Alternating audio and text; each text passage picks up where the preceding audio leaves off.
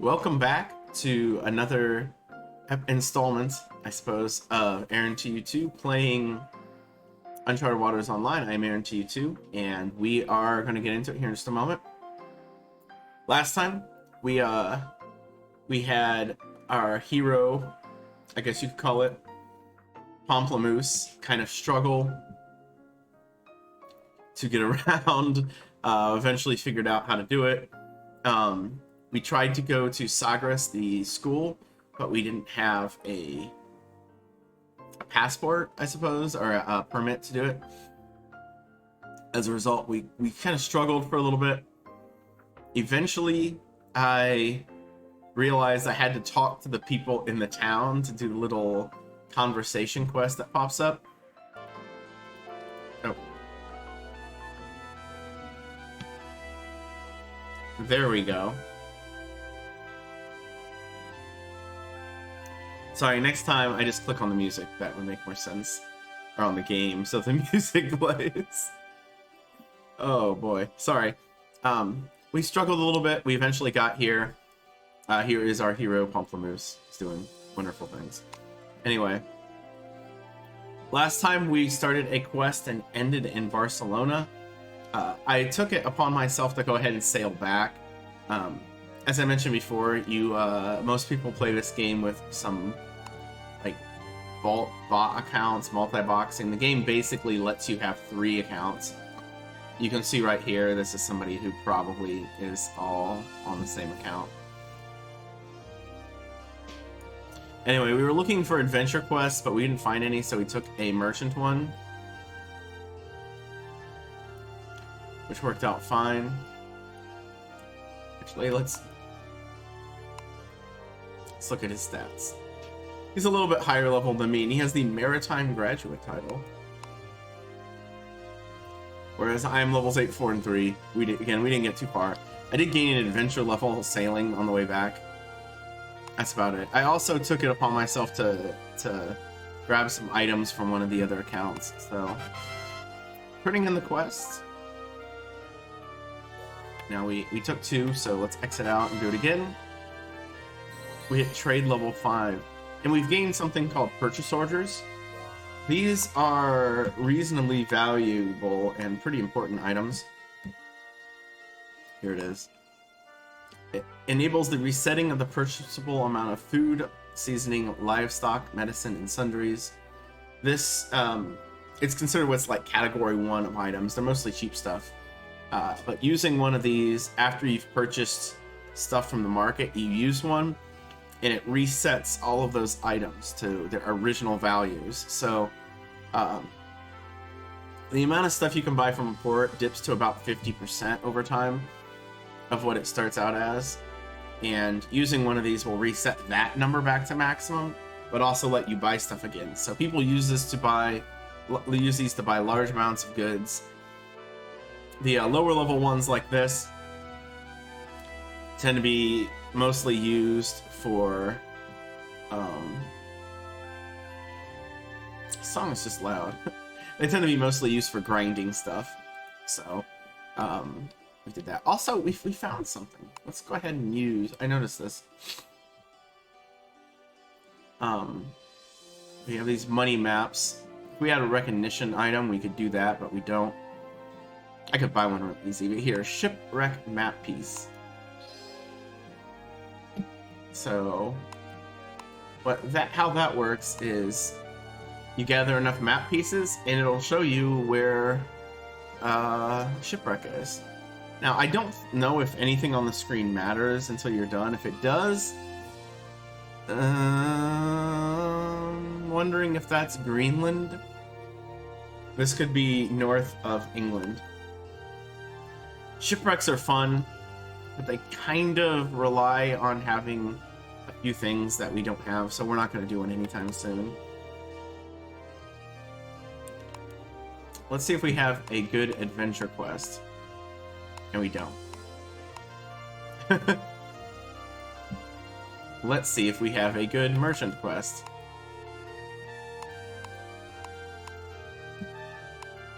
Well, actually, I didn't look very closely there. This is more cows to Barcelona. We just did that. Barkeep in Naples has run out of hazelnuts. Copenhagen wants... I don't want to go that far. Nance wants raisins. I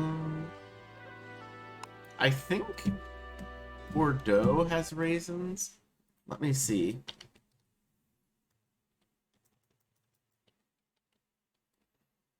I don't want to use external sources too much, but if I'm considering this...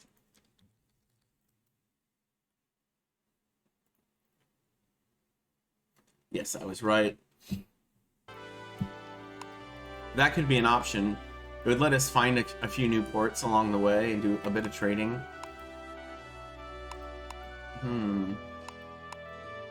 We could also do a battle quest here. Let's see. Practice against accuracy.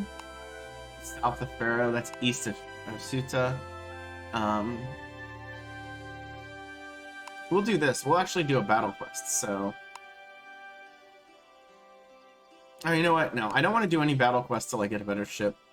That was what I was thinking about before, and I forgot. But let's see if we can do it. Right now, we only have 2 gun slots, and anything we fight is going to take forever because of that.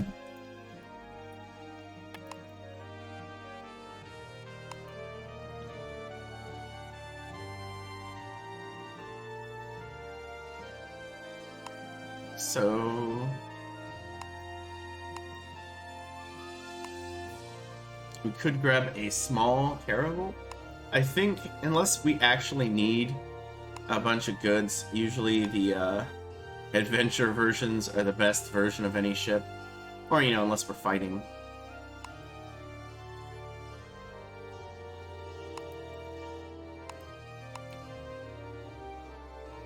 So.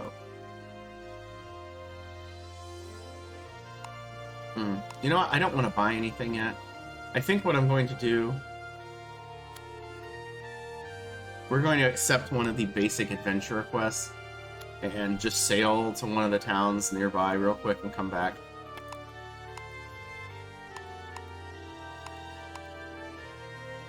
And it looks like the Seville quest is the only one that is nearby.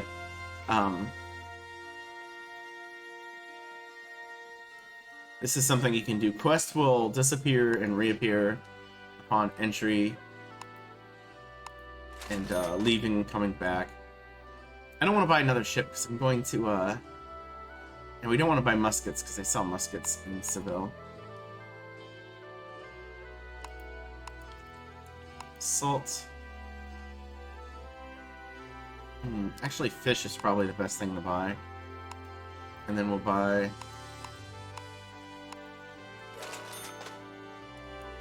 there we go.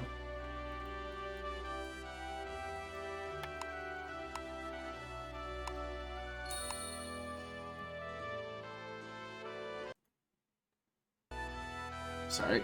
Oop.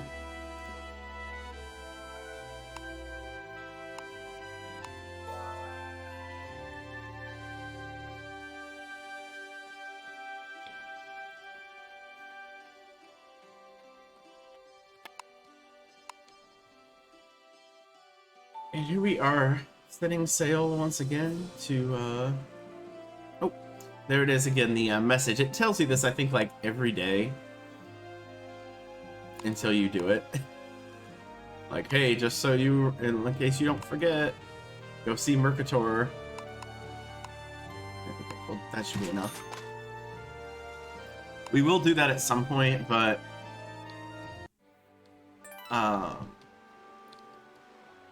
we can't actually get anything out of it right now.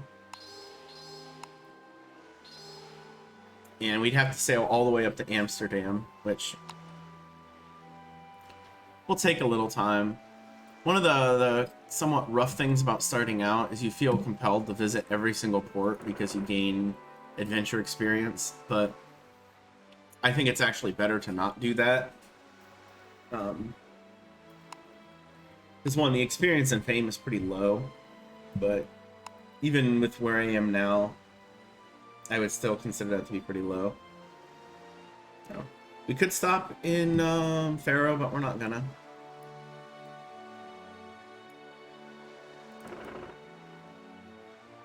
And there's a port almost directly south of us, Casablanca, that we haven't seen yet either.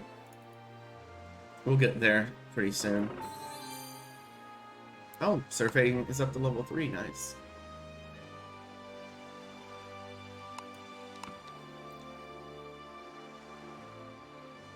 Is that? Oh, it's on. That helps.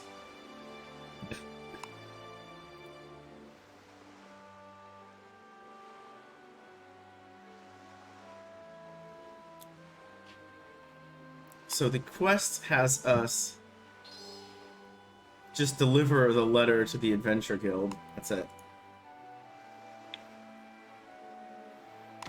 And that's all we have to do.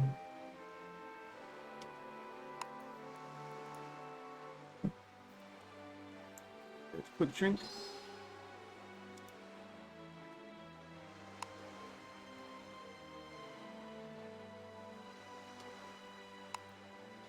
Oh, that's right.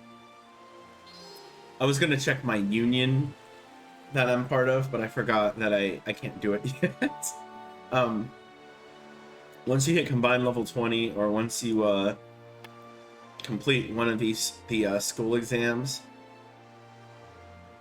there's 3 classes of exams, and there's 3 tiers inside the classes.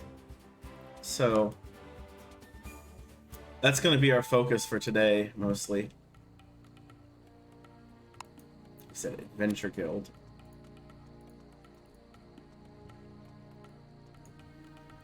Although, if there's an interesting quest here, we might do that too. I'd have to turn in the one that I currently have, which we can do. I think you can still do it. Okay. Oh, the port in Seville. Whoops. Made a mistake. There's that one quest again, to go to Naples. It's a quest to go to Rome. And another quest to go to Rome, so... that is kind of the issue with archaeology. Is that a whole lot of stuff ends up in the Italy region, Italy and North Africa.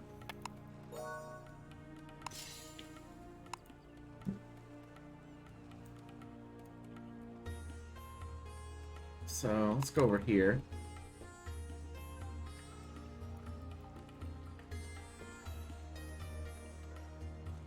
And we'll do a little bit of trading, and then we'll go back. Now, capital cities tend to be very good trading for when you control the port.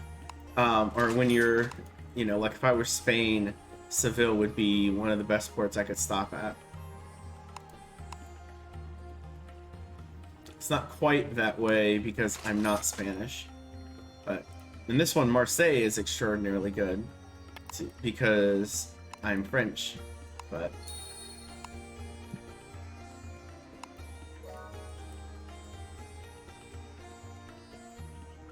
and then we'll just leave. Oh, you know what?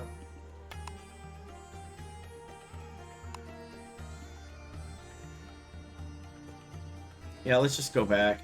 I don't really want to sail away too far. If I were to do that, I would probably do some sort of liner setup while I was off. Or while I wasn't streaming. I think that would be the most comfortable way to do it. That way I'm not...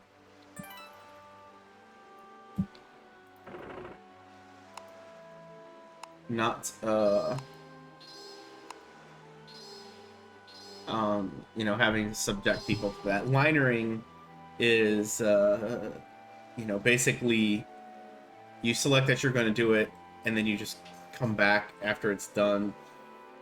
You don't generally want to sit through it and wait.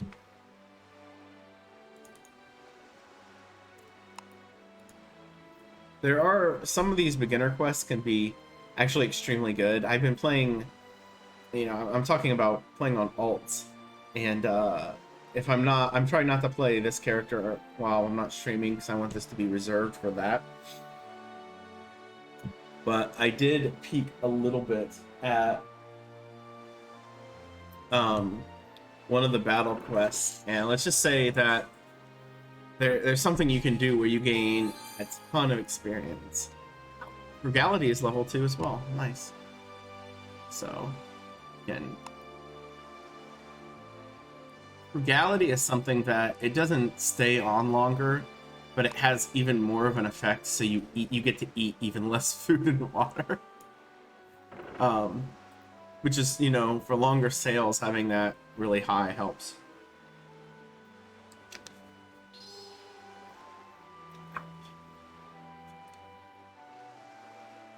You can get a nice ship that doesn't need a lot of crew and sail through, you know, to America or all the way around to Asia with very little stores of food and water, meaning you can bring even more trade goods, which is the thing. The thing that I would do. Of course, our character here isn't going to have a lot of trading skills. We currently have 0. I'm not opposed to getting them or anything. It's just the problem is the ones we're going to get, which I think I mentioned on stream yesterday, will be alcohol trading and luxuries. Because those two work pretty well for France. They tend to have a lot of those specific items. And it works well with handicrafts, which is the one crafting skill we're going to get. Although it's not great early on, but early on, mostly use foodstuffs, and foodstuffs tend to come in fairly high amounts anyway, so... Okay. Amsterdam, Genoa, London. Here we go.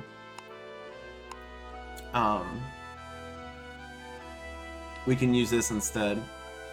So, we're going to take the beginner's course final exam. Even though it's not... okay, I was just making sure we didn't have one that said go to Lisbon, too. We don't have the item for it, but that's fine. Or the ability. Okay, beginner's merchant course final exam. We'll take them both at the same time. I mean, there's nothing saying I can't, right?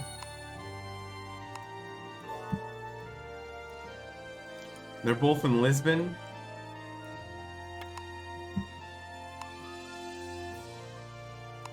Oh, sell. A small profit.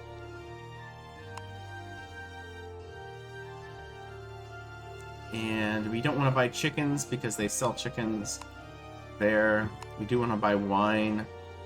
And heck, we'll buy some fish too.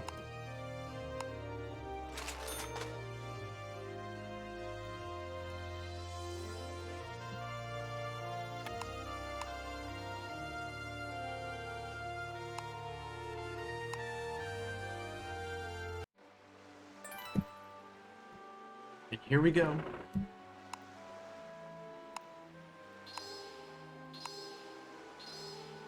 The excitement is palpable. Again, let's see what the quests say. Beginners... Oh, you know what? Dang it. I forgot something. And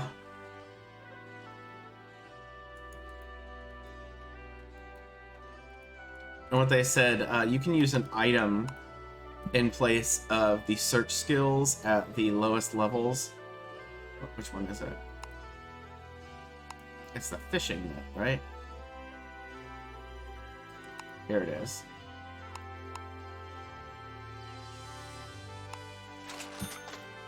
Alright, there we go. The fishing net will use the ecological research skill, which I usually just call ecology because it seems really long-winded for a name.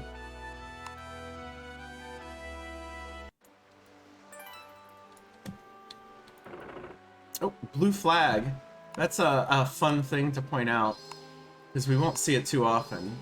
The blue flag is an item you can use that makes it so that you cannot be attacked by a PC for a certain amount of time.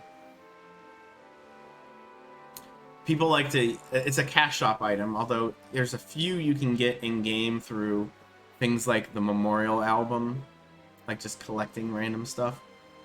And people like to use that when they're doing heavy trading outside of Europe. I don't think it works. It won't work if you're already a pirate. So you can't pirate a bunch of people, get notoriety to where anyone in the game can attack you anywhere. And then do that. It doesn't quite go that far. So, okay, Lisbon's Scholar and Lisbon's Market Keeper.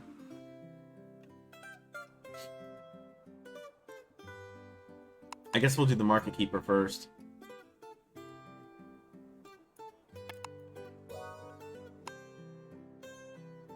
Alright, that's just generic information. So, purchase...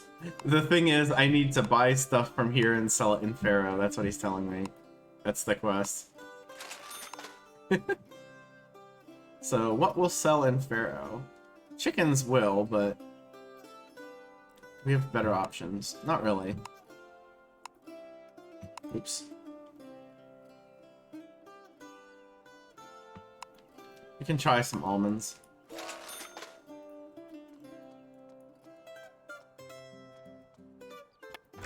And I guess we'll just peek into the archives here. And... nice wings, dude. And it tells me I need to go to Pharaoh. So, I guess we're going to Pharaoh. But first, let's browse our archaeology things and maybe we'll find some more maps. As long as we're on class, this is a fairly decent way to spend your money because it's basically money plus time directly into proficiency for this. Now, we have to be a little bit careful because the way that these sorts of things work is... excuse me. I'm just going to click a little bit to catch up the screen. The way these things work, when you discover things, it can take into effect a few different skills. Now, archaeology, for the most part, uses search. It also can use recognition in a couple of places, although recognition is mostly tied to geography. I think theology has the same thing, where there's just certain places or certain things you can find with recognition. And we will be learning geography and recognition. Actually, this character will learn all of these skills except for biology. And the reason not for biology is because the amount of things you can find with biology is so incredibly high that, like, map-wise, I wouldn't be able to... like, it's its whole own thing. You can multitask a little bit, but... Which sounds good. And it is good. But we'll probably spend that time with an alt, because we just won't have enough skill slots to do it.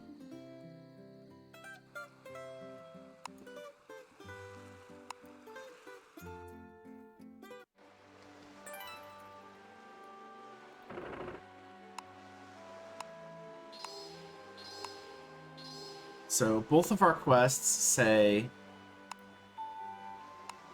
Pharaoh's Market Keeper, Pharaoh's Port Official. So we're going to sail past Sagres to Pharaoh and progress both of these. So, Lord Pomplamoose. You can call him that. Hello, Schmitty Games. We're currently a student voyager. We have no rank. That's the base rank. So, yeah, that's up to you.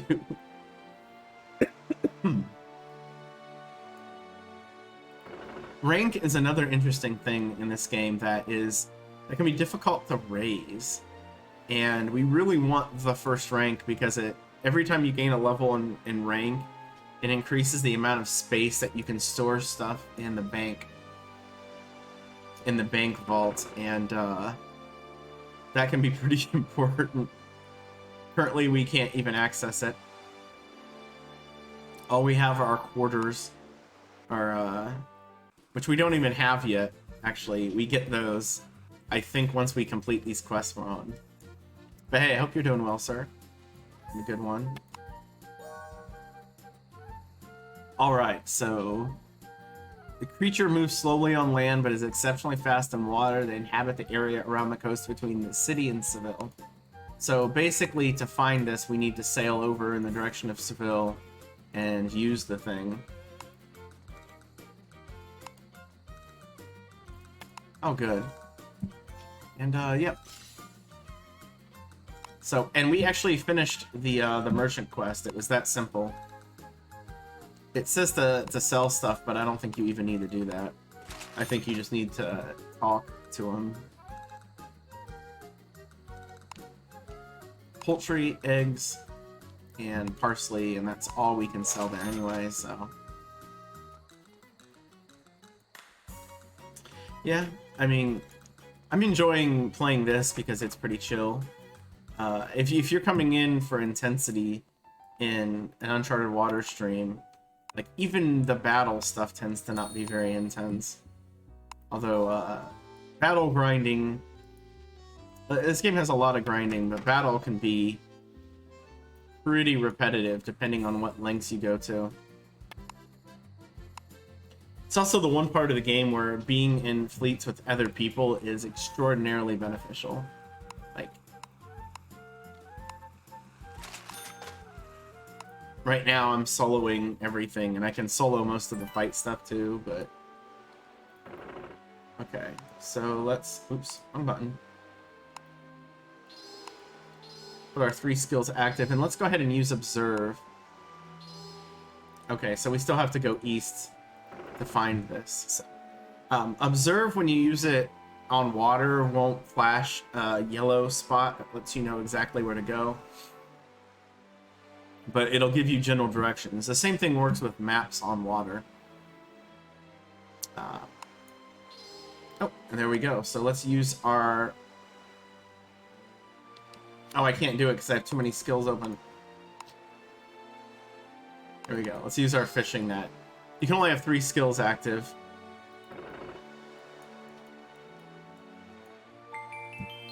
And we found a seal. So that was our quest. Now, I don't know if seals are actually common in the southern part of Spain. I feel like this one might not be super accurate, but who knows. A total of 98 experience, so we're getting closer. Both of these quests we turn in are going to give us a fairly decent amount of experience and fame. It might... I don't think it's going to push us up over the 11 level. There's a ship you can sail at Adventure 11 that makes the game a little bit easier, but also I don't have it, so... I guess that won't matter. It's a reward.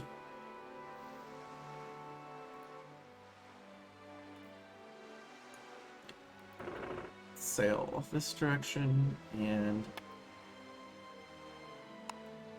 we'll just go into Sagres here real quick.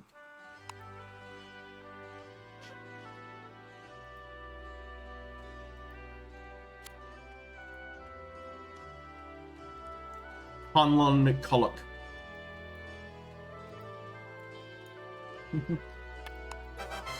And there it is. So we gained a lot of stuff here. We gained a level in adventure, 800 adventure fame, that's quite a bit. A graduation memento, that thing. Those things keep popping up and we're just going to ignore them. But...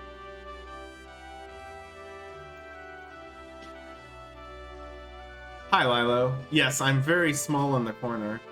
I can make myself bigger, but it kind of blocks something. You know what? No, because the top right corner would block something too. I know what we could do. Since you mentioned it, we're gonna do it. I'm gonna come over here in this corner.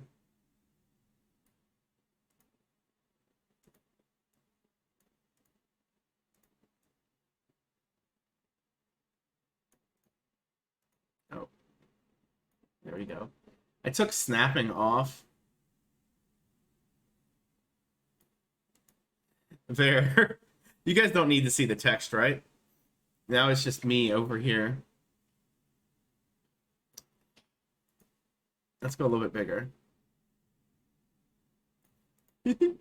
There we go. Hi, Lilo. Hope you're doing well. We also gained a boarding house, which means we have access to home. It's not quite quarters. That's a little different thing. And now we've done the merchant quest as well. We got trade 6, 500 trade, 400 trade fame, and another item. So let's look at our items here. The beginning adventure class gets us an Adventures Guild card and a beginner adventures mentorship. The ships are really important. And so the merchant one is very similar. Merchant card and the merchant ship. It's very important to admire the looks of the streamer. Thanks, Lyle. I guess you guys seeing the map is more important than seeing the text in the bottom, but I'll have to stop drawing attention to it. So this is the adventure ship we unlocked. A lot more sailors required, but look at the speed. It's so much better. And we also have the merchant ship, which requires more sailors but has more hold by quite a bit. We're probably going to stick with the bigger or the faster one because we're still pretty slow. We could do the Marco Polo quest again. Ooh, here's one.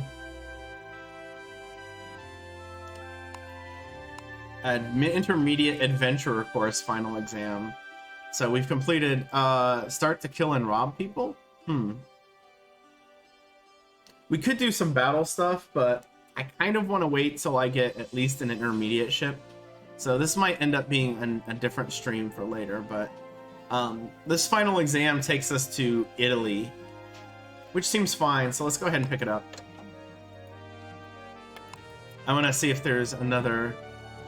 The merchant course final exam is extraordinarily easy, so we're going to pick it up too. And we'll probably do it while we're doing the adventure one.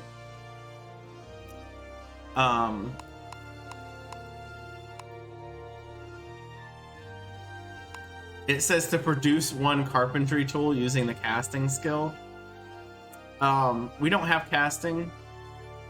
The intermediate course, when you take it, it's all about learning how to do crafting stuff, and they push you down the road to do something, and everything they're asking you to craft is a level 1 thing.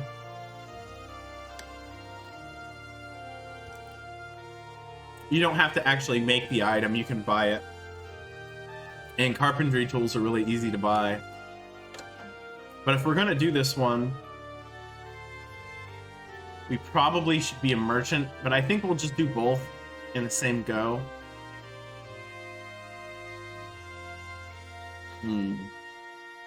Actually, no, I don't want to do that. So we'll change job, since we have a card. Which merchant job do we want? This one has accounts, alcohol trading, luxuries. Those are all 3 skills I need. So that might be winning it. That one doesn't really have anything. Oh, I need storage too. I don't think I have that yet.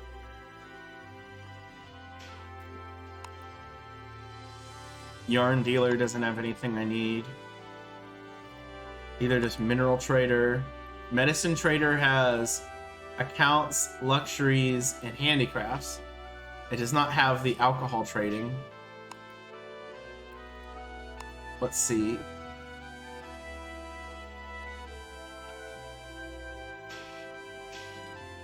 I think we're gonna go ahead and just get accountant for now. I don't have any plans to do anything to actually grind handicrafts yet, so...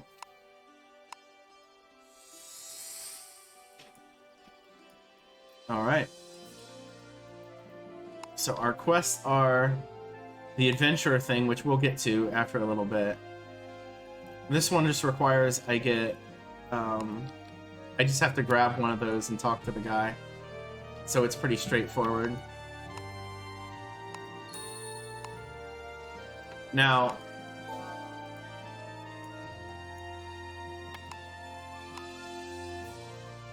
Look, it's a carpentry tool. So there we go. I have the thing that we're looking for. No, sorry, Lilo. I haven't played any Ice Penguin hacks. I have avoided them. I really have only played GTM's Resurrection of Ganon hack, and I loved it. But I've seen enough of others to know whether I like them or not. I want to play the hacks that OK Impala did, and what's his name? Sorry, Miralupa have done, because I think those look pretty fun. But I haven't got around to it yet. So let's go ahead and look at our new ship. We have one more sail spot. So let's buy another cheap sail. Yeah, Miralupa. They look like my type of fun.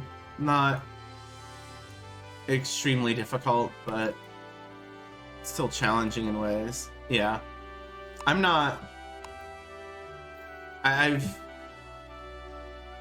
just gonna get rid of those. They're weighing me down, bro.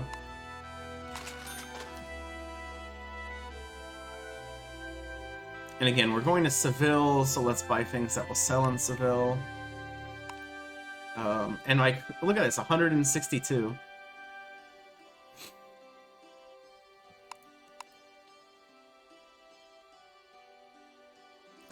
But we can't actually buy any luxury goods. Saying luxury goods sounds like... Oh, and I can't do that here, that's right. This is the one place where you can't recruit sailors at an inn, because the inn doesn't exist. It's just some dude standing outside. Oh, neat. You never see it in when people... So I need 10 sailors. Let's buy 10 experienced sailors, which increases their ability by quite a bit. That's another reason for, and we'll just say this is our set amount for now.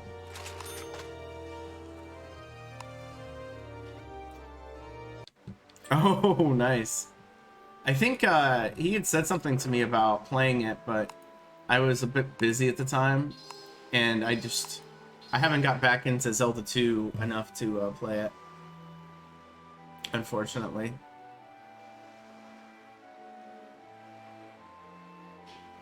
So hopefully we're going a little bit faster now.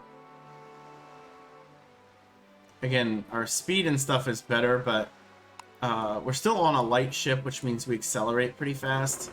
When you get to medium and heavy ships, you accelerate a little bit slower, but your top speed is so much higher. And the fact that you're a bigger ship, it's a little bit hard to notice, but this is definitely a bigger ship than what we had before.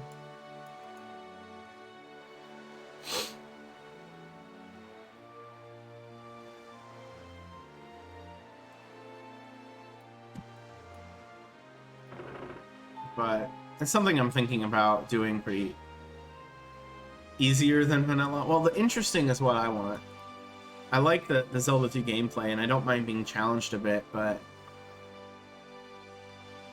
like, even Winter Solstice seems like it's pressing a little too hard for me. Like, there's some really tricky stuff that I'm not sure I can do and want to do. I enjoyed watching people play it a lot. And probably if GTM ever put out anything else, unless he explicitly said this is made to be real hard, I'd probably pick it up because, again, I think Resurrection of Ganon was really intelligently done.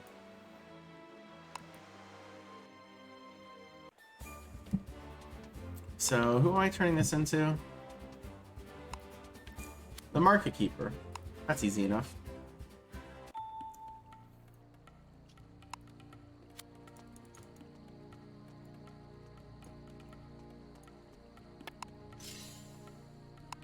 There we go. That's all we have to do. Also, before I forget, since we changed to the merchant class, I wanted to be in merchant class because you get double the experience and stuff. Oh yeah. It wants me to join a company. I don't want to join a company right now.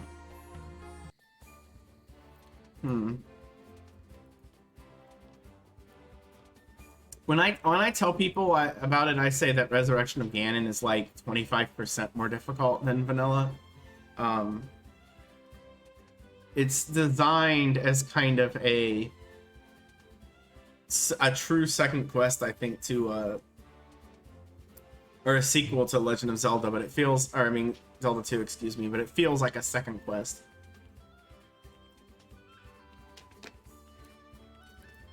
Most of the areas are similar to slightly more difficult.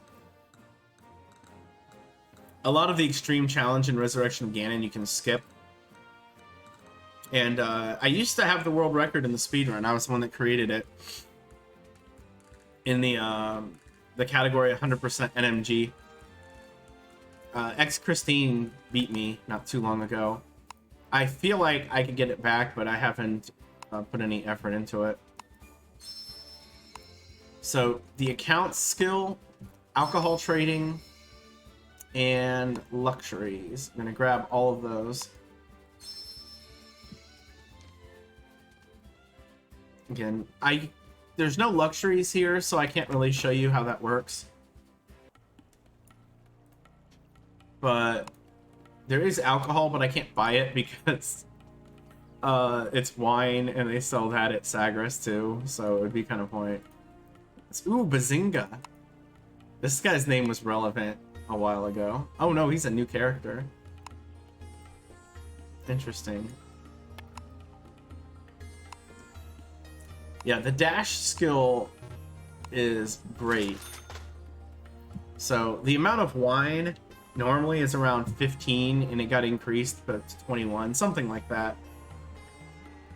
Well, there is a speedrun that exists for... Let's just go ahead and buy these again. I mean, speedrun does exist for... what am I trying to say? I'm forgetting now.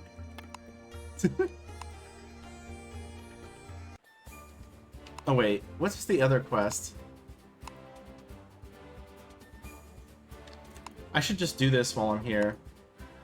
At least start the other quest, even though I'm going back to Sagres. That way I don't have to come back here, necessarily.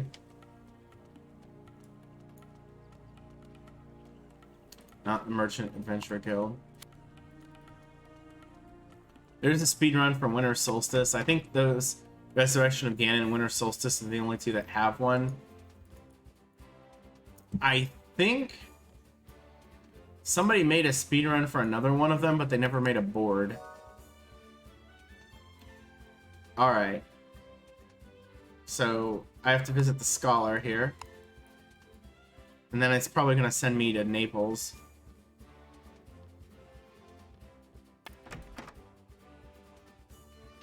You say we. Are you getting into speedrunning, Lilo? I haven't seen your name anywhere.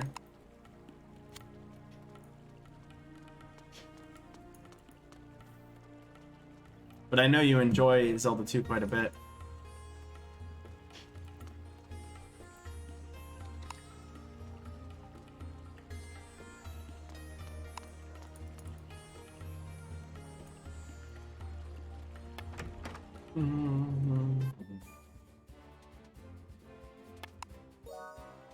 All right. So I have to go to Genoa, which we will not do now. And since I'm not on class, I'm not going to bother. Even though you still get experience for it, all the same. It doesn't feel like it's monetarily useful to do. So we're going to finish the merchant quest up here, which is baby cakes. The first two tiers of merchant quest are very simple. The advanced one is simple but annoying and time consuming. The way the battle works, the first battle quest is very easy. The second one is a little challenging, and the third one is it's very difficult to do solo. So we're probably not doing that for a while.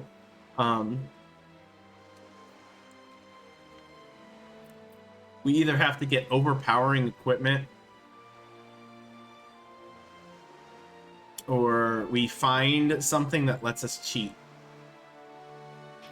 And by cheat, I mean the same way I used that candle before. To, like, set them on fire, except that's not even enough.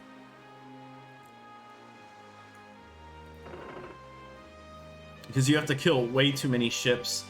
I think it's 10 or something like that, and they come in fleets of 3. And it's just a bit of a problem, so...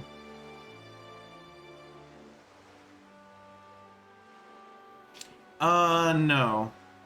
You can do melee stuff, but those are actually fleets you don't want to melee. Again, unless you're very good at it. They did a pretty good job making that one tricky.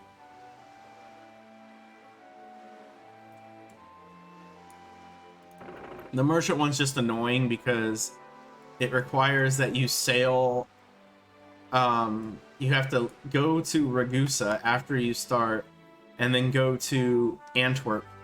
So you have to sail from east, the east of Italy, all the way around and up, which we will do. It won't be that bad. It'll probably be like close to a whole day's stream, because that's likely when I'll start exploring all the ports in the north.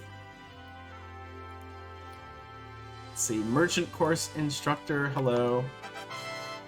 Nice. So we reached total level 20. What did we gain here? We gained 3,000 trade experience and 2,000 trade fame. And there we go.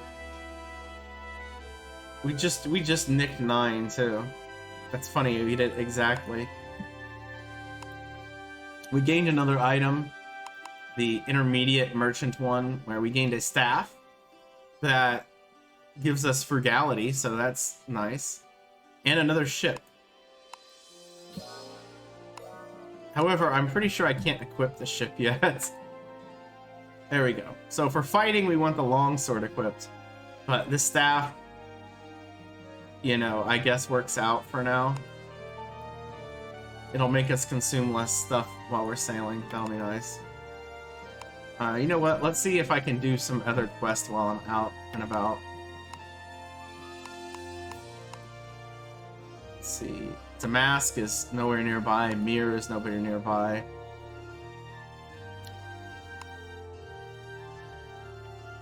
$20 boxes of leatherwork to Malago be a little annoying. 30 barrels of dried strawberries I could do, but I don't want to sail that direction.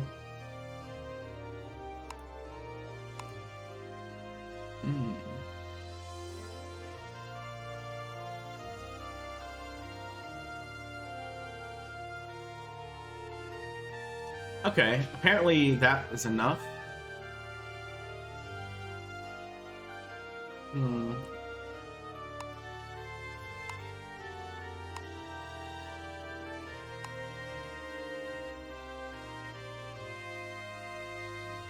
I might try this.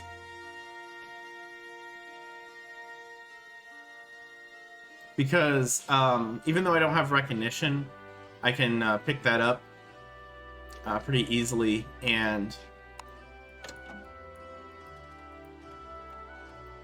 I'm pretty sure my current quest is going to the exact same place. Which, anytime you get that going, that's wonderful.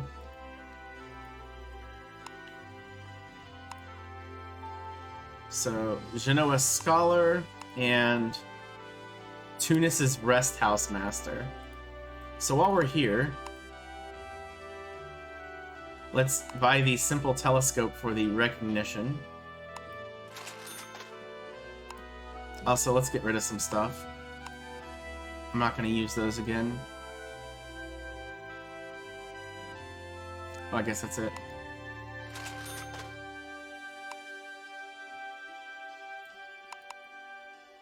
There's our new ship, but it requires trade 11, which we do not have, so we won't be able to use it just yet. We'll get there, though.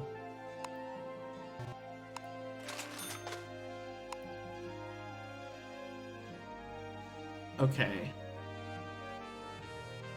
So I'm gonna buy wine because we're not gonna stop in Seville. That number went up a bit. I like all those little bits of information they show there.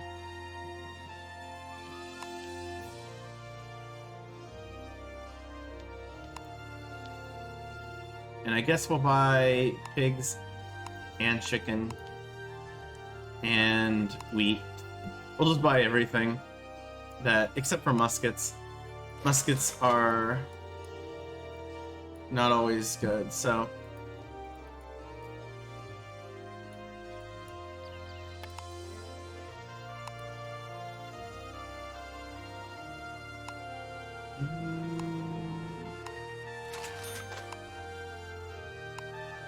And here we go.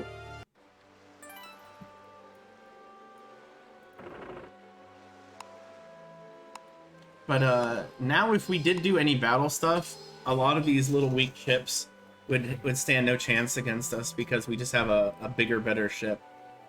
And that can matter a lot when neither side has any real skill, which is what we'd be looking at right now.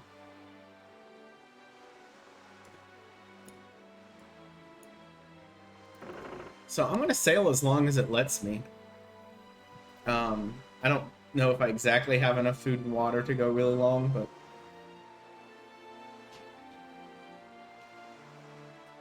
the plan is to at least get to Malaga.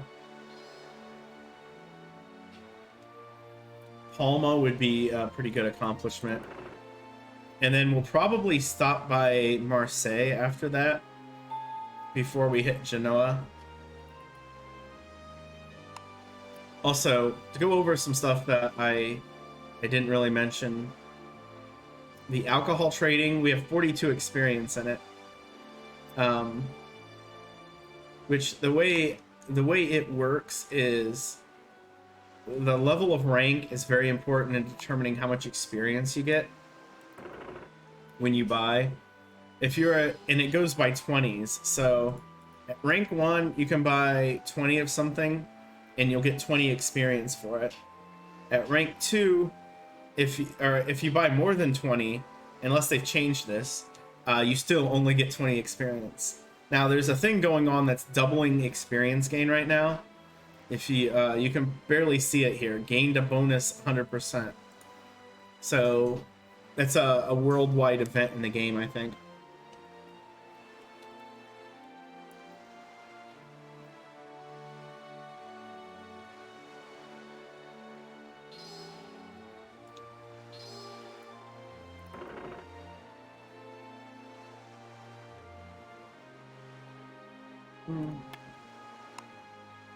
No.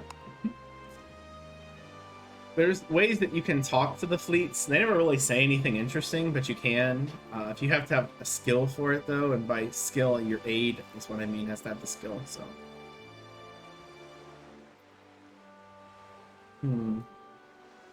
Wonder if those pirates are going to attack us. They could. Nope. I don't know exactly what determines if these guys are aggressive, but our battle level is still pretty low. That's going to be the other thing that'll be a little iffy, is that we're going to have to go to Tunis, and that is an Arabic town. It's one of the although it's not controlled by the Ottomans actually, so it should be fine, unless they've taken it since the last time I looked, which I did not too long ago. Tunis is not considered Ottoman territory, it's just a port anyone can control. So it often ends up in the control of like the Spanish, the French, or the Venetians because of where it's located.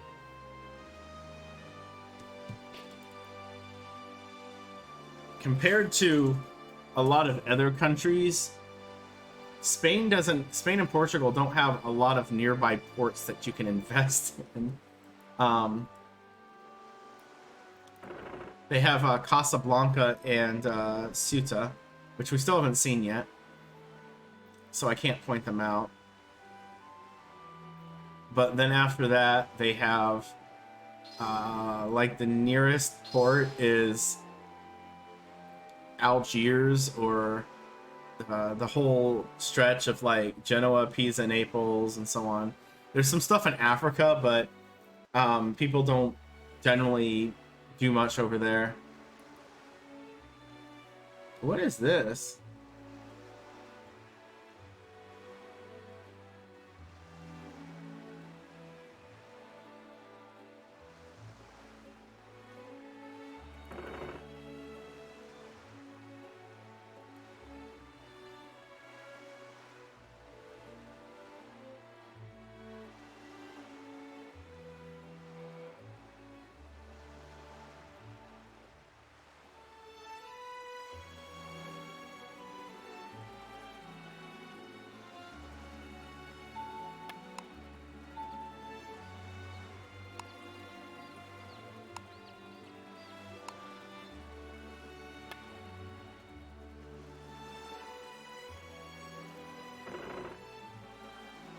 I've never seen this before, or if I have, I don't remember it.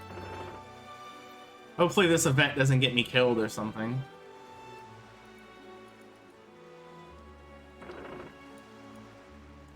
So I have to anchor down near them, apparently.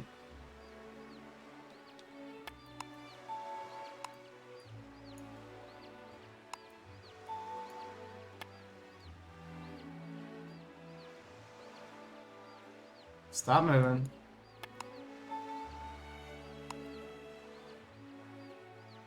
Use repair skill.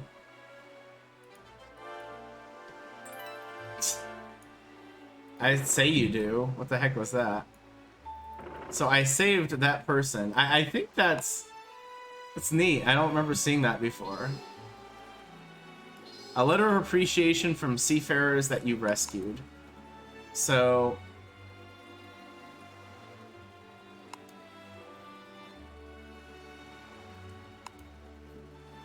oh, I have to have 2 of them for these things. I can receive an endorsement.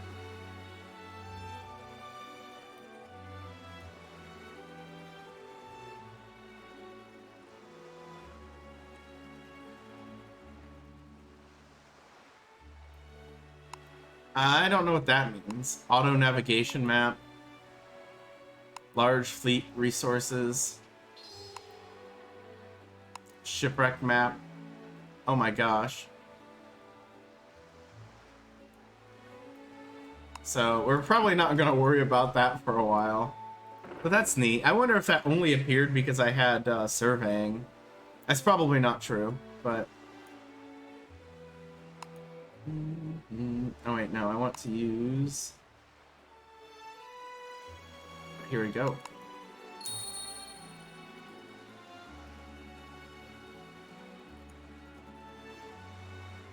So hey, we rescued a random NPC. We got an item that is taking up an item slot that I don't know. I could use something. The one thing I could use it for, I don't think it's gonna be. I want to look at it again.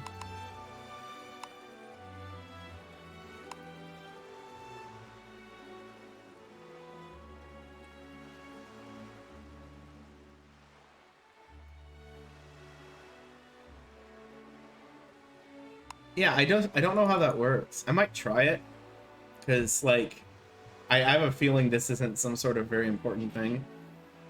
Just like a little thing they threw in the game, make you feel good. But I have a feeling like I find an NPC fleet and I use it and they like, maybe they give me a job card or something? If it's a certain job, that could be amazing. I mean, if it's a basic job, it isn't going to matter a whole lot. So this is definitely a lot faster than what I have been doing as far as sailing is concerned. And it only gets better. Again, our ship information. A lot of the high-end ships are probably something like 600-700 on vertical sail and probably almost the same on horizontal with really good ships and really good sails.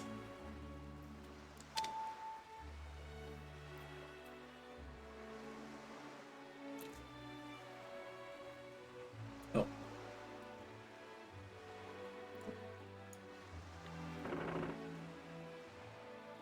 While I'm at this,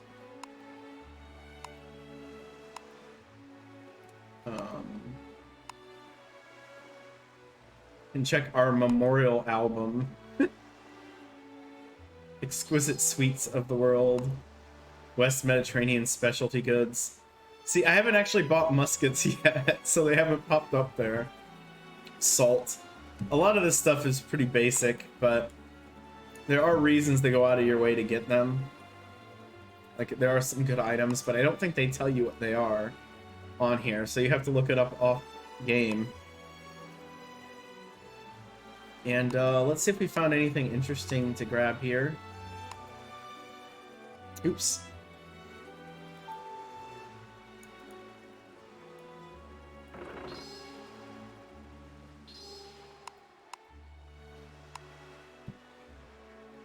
We'll go ahead and grab that.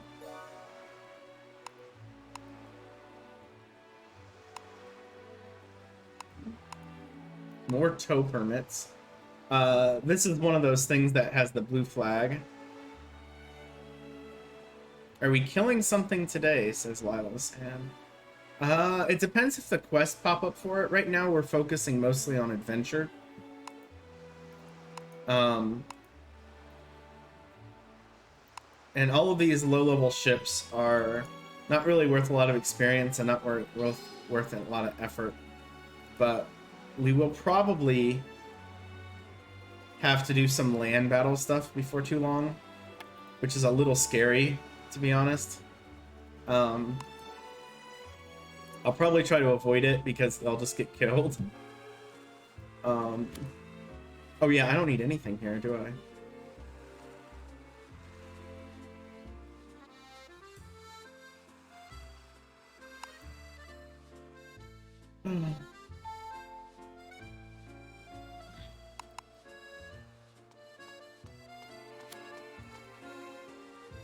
All right.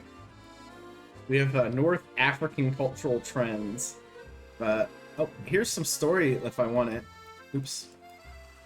But I'm gonna skip storyline stuff for a while because it's usually not a good idea to push the story early.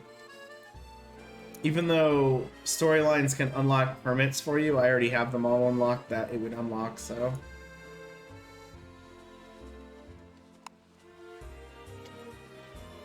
I don't have enough fame to unlock anything outside of Europe yet. But we'll get it before too long. There's a trick to gaining a lot of fame.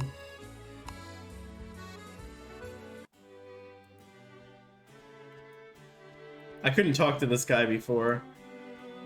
Hello, Duke of Guys.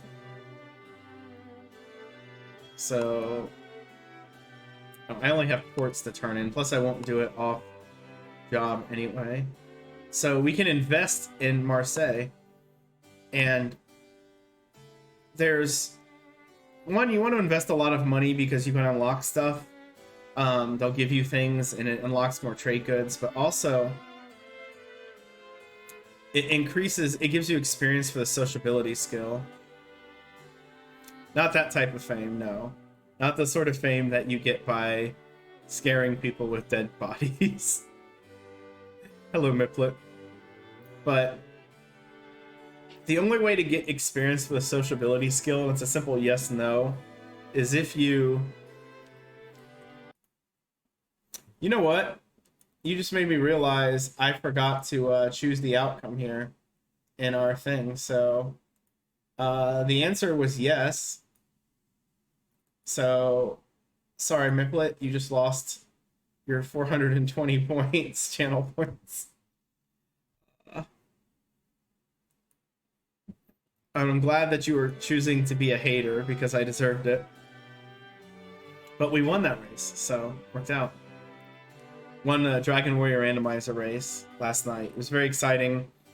I got to hear one of the people I beat complain about how they lost because of just RNG and made me feel real good. That's why I need to keep beating though. Sociability, there's a very weird formula to gain experience on this. You have to take the rank, square it, times it by 1,000, and then add 1,000. So at rank 1, that means you only need to invest 2,000 ducats. At rank 2, you have to invest 5,000. So we're gonna go ahead and invest 6,000 because that's as close as we can get. And we gained 4 trait fame. Let me double check just to make sure there's no skill I really want from this guy. Nah, we're not gonna learn any of those. And I don't know. Oh, this guy has stuff too. We will eventually learn ballistics, but we can't do it yet. We're pretty much locked out of anything useful on battle until we finish up, or until we get a card, which we currently don't have, so... Warp.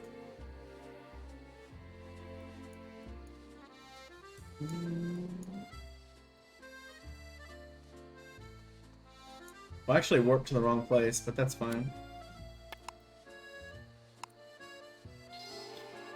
Oh, that's right. This place sells that stuff. Oops.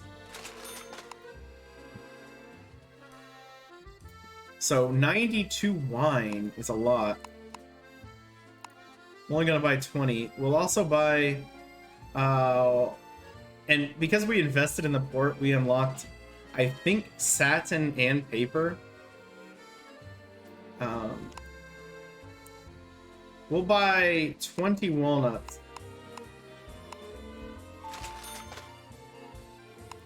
Because this is what makes the proficiency go up the most. Is buying exactly 20.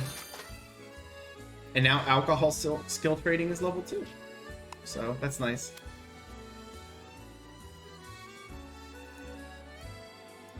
So how was the VOD, Miplet? Did you think, how did this guy manage to win this race? I definitely got some good luck with red dragons, and that helped. So we're gonna change our job back to adventure now. I'm not gonna worry about it. I can tell you about unions, all we need to know. So we have a card so we can switch to any job. We've already been...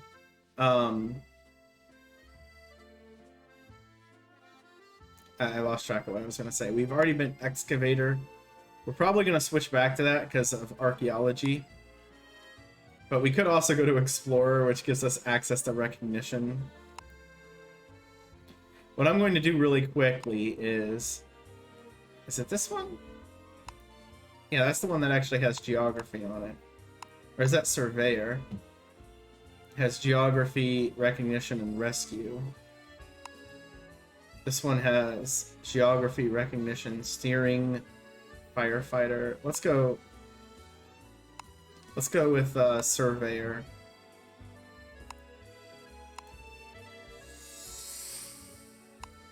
Also, I'm very quickly going to forget the observe skill, so I can pick up all the things I want here. Because I have an item that does the same thing. So we will pick up the geography skill. Oh, we already have rescue, good. And the recognition skill.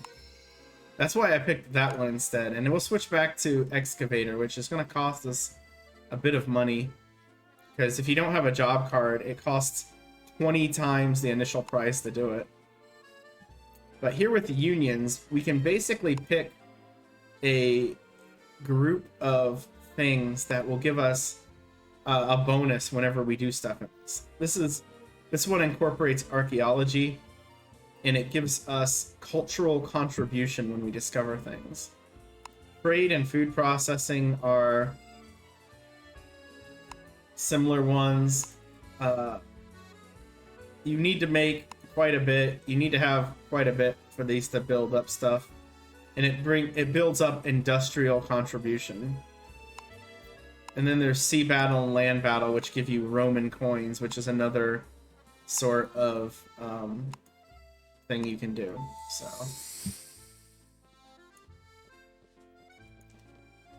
and I'm ignoring the guy in the corner because he's not really helping. So we've learned another set of adventure skills. This is probably as deep as I'm going to dip adventure for now.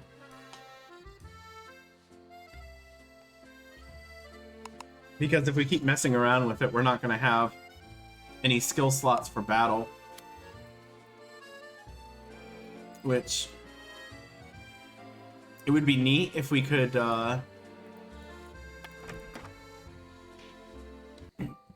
excuse me, it would be neat if we could manage to get everything all nice and tidy for battle for one stream. Just because my strategy for it is going to take, let's just say there's a quest that you can do in battle that lets you kill, you only have to kill one ship in an area, and you can attack any ships as long as they're NPCs. But you can choose to well, let's do that then. You can choose instead to make it go up to 200 possible ships. And that takes a while. That's all in one quest. And it's all in one area. So it's going to be very much just sailing around, you know, doing the old boom boom pow on whatever you can find. Also, let me see something. That's not it. This game works fine in full screen unless you click off of it, and you have some problems. So we're gonna set up an adventure screen list of things. Oh, I forgot to check that. There we go. We'll put some beer down there. Sounds good. So let's go ahead and use the Papaya Starter Pack level 20. Stern Castle for melee support. A Dolphin. 2 sets of Master Rapid Fire Cannons, Iron Plating, Wind King Pendants, and Flame King Charms. That's a fame increase. So we'll go ahead and grab all that stuff, although... Yay, so I can put the, Oh, you can't change ship parts while you're sailing. So there we go. And here, we've seen these ports before. We saw Calvi and Pisa and Genoa. We haven't found any of the ports on Sardinia yet. And it's weird, whenever I remember the ports, it's always, or the islands, it's always Sicily, Sardinia, Corsica. I remember them in the backwards order. Or perhaps order by importance. In Europa Universalis 4, Sardinia is a really interesting item, or island, excuse me. Because it can link Like, you can hit the Belarus Islands from it. So our quest, not that quest, tells us to go to the Scholar.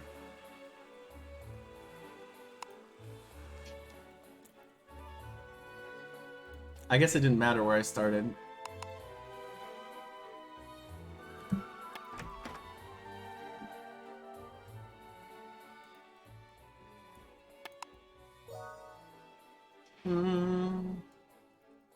So he tells us to look.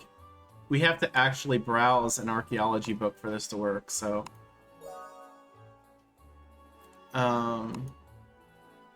Okay. Oh, no, this one's outside of Genoa, so we didn't actually have to go to Carthage. I'm still gonna. We're still gonna go that way, but... It says the ruins in the northwest. Okay. But, you know, while we're here... Let's go ahead and look for maps. Because... I say that every city has a certain amount of maps, and it checks them randomly when you're doing this, so you cannot get one even though you have the availability of it. You can only find a certain treasure map if it's... if you have the book skill, so the fact that I have archaeology lets me find it.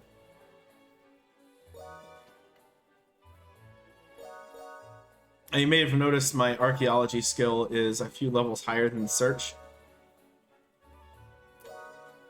It's actually tilted in favor of that sort of scenario, to where a let's say a level 5 archaeology thing, you can search for it and find it if you have like 2 levels lower. So search 3 will work for archaeology 5. Which works, that combination works well when you only have one skill. Like geography and recognition can wind up that way, and biology and I'm just gonna call it ecology. Can work that way. Good morning, North Hill Live. Welcome to the stream. How you doing? Nice to see you. Are you familiar with this game at all, or just dropping in? Pretending to work. Nice. Do not know this game. Alright. Well, oh, I switched off the job, so it kicked me off of using that staff. Oh, this is Uncharted Waters Online. It is an MMO. Free to play. The very has a very like Korean Japanese feel to it because it's quite grindy, but it's fun to explore and find things. And I think actually leveling in this game, assuming you immerse yourself into it and not try to go into heavy grind loops, is quite fun. So that's what we're doing today.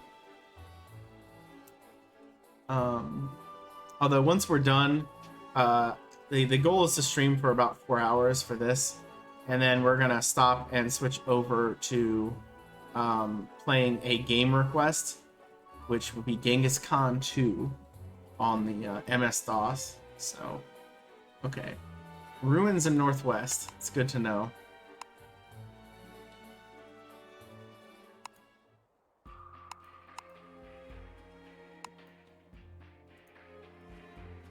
Oh, let's use that. So this one tells me to go west, so we're gonna find the map first. This one, once I see it, it'll pop up on the screen.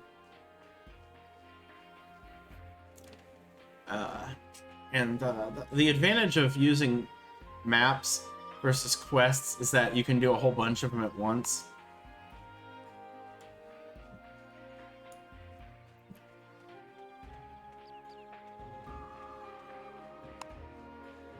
Oops.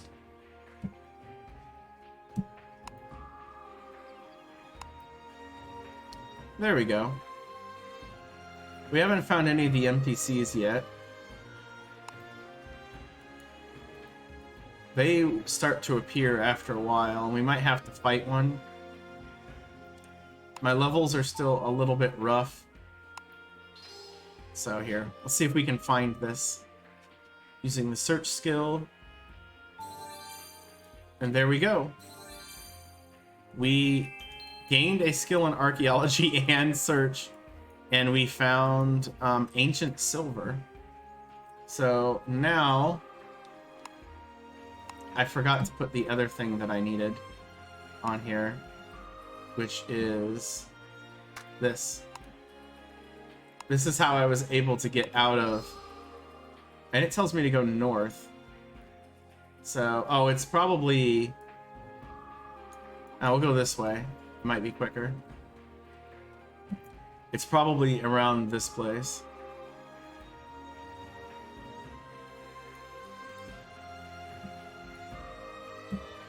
Let's see what's up with the giant dead tree. Nope, nothing. Okay. These enemies are probably slightly difficult for me. I could possibly beat a Rossi gang member. Let's wait till I got the thing. Oh, nope, they did not wait. So, let's see. I'm doing 6 damage. It missed. Nope, there's 4. Alright, I have pretty good odds for this, I think. It depends if they heal or not. I can heal. And, until you learn techs, which I don't have any yet, the fights are entirely item-based. We'll eventually learn a lot of techs.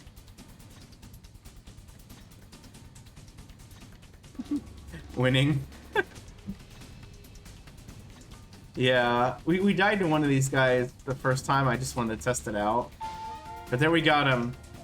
We gained 12 battle experience, 14 adventure experience, 8 battle fame, got a little bit of food and water too, so, and Roman coins, which we won't be able to make use out of for a while. Roman coins are right here. You can trade those in for things in the Colosseum in Rome. Heck, we could stop there on the way, but I don't think I'm strong enough to beat anything yet, so it would be more of a sightseeing trip than anything. Alright. East.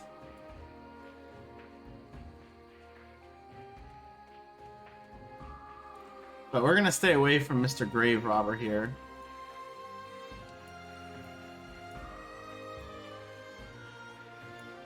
I like these little landforms. Like, what's this supposed to be? Oh, shoot. Oh, that's right. This is a, this is actually a quest that goes here where you have to fight these guys, and it's for a land battle skill. But they're not gonna bother me. I hope not. Look at those guys. Oh, thank you for the follow, North Hill Live. It's much appreciated. So let's see if we can finish up this quest. Alright. 210 experience, and we got the Great Ruler's Orb. Oh wait, it's this one.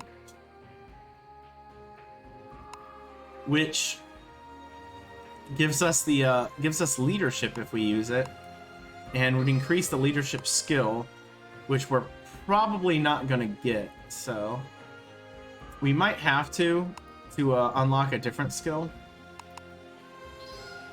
Anyway, using the landmark ribbon, the ribbon takes us back to the entrance. It's absolutely crucial item to doing this sort of stuff. But hey, we won our land battle fight. Now let's warp the market.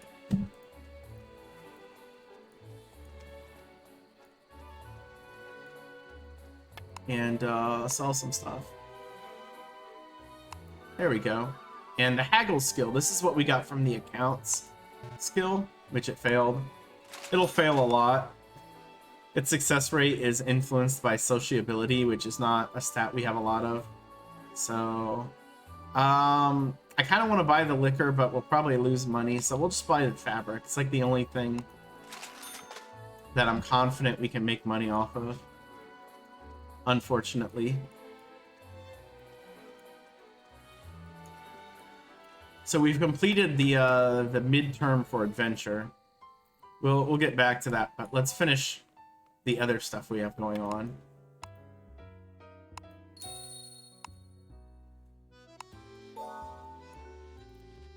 Oh, you know what? I should have invested in Genoa. I can still do it. We're gonna do it real quick. Office of the Doge. But yes, North Hill Live. It's nice to see you. What?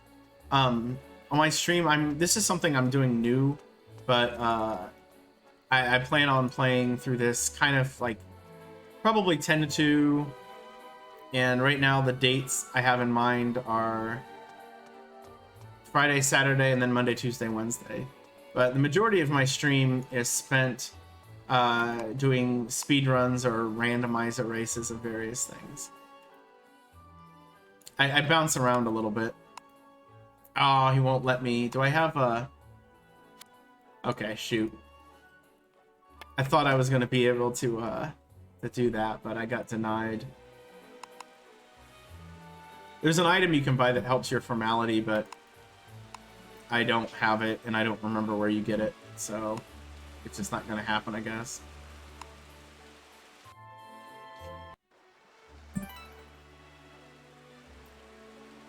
So you know what? We'll discover a couple of ports while we're at this. I think that would be a good use of our time, too. So we're taking a very wide route to completing this thing. The Adventurer course intermediate exam has been finished, but we want to investigate Carthage, and but there are 5 different areas we can discover that are generally along the way. One on the way back if I want to be a little bit risky about where I sail. Like I said, we haven't found any port on Sardinia, and there are 2, so let's do that.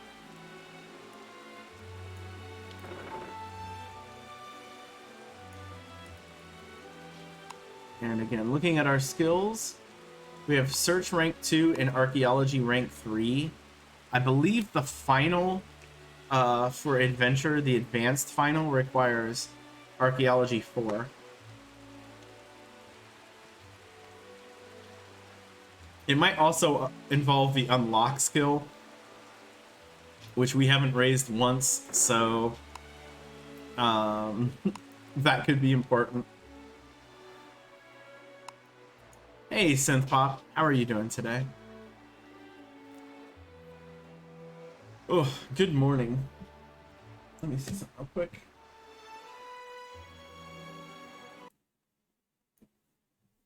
There we go. Sorry, I had to click off screen real quick.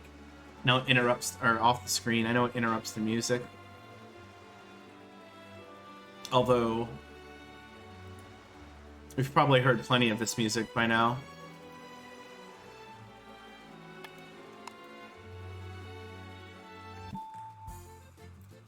And we are at Sassari.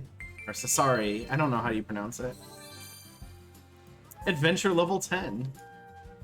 So it'll actually let me invest here. So let's invest our money. We can see this is mostly Venetian. Apparently Genoa and Frankfurt have invested in it. It's a little weird.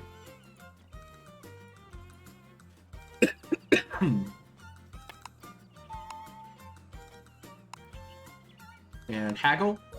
There we go. So Haggle, whenever you use it, impacts the market by whatever your rank is percent. So the fact that it worked made all of our stuff sell for 1% more. It's not really a lot. Ooh, Digitalis. Affects virility. There's some Turkish carpets here, but those are a little pricey. And you can buy gold in Sasarai. Yeah.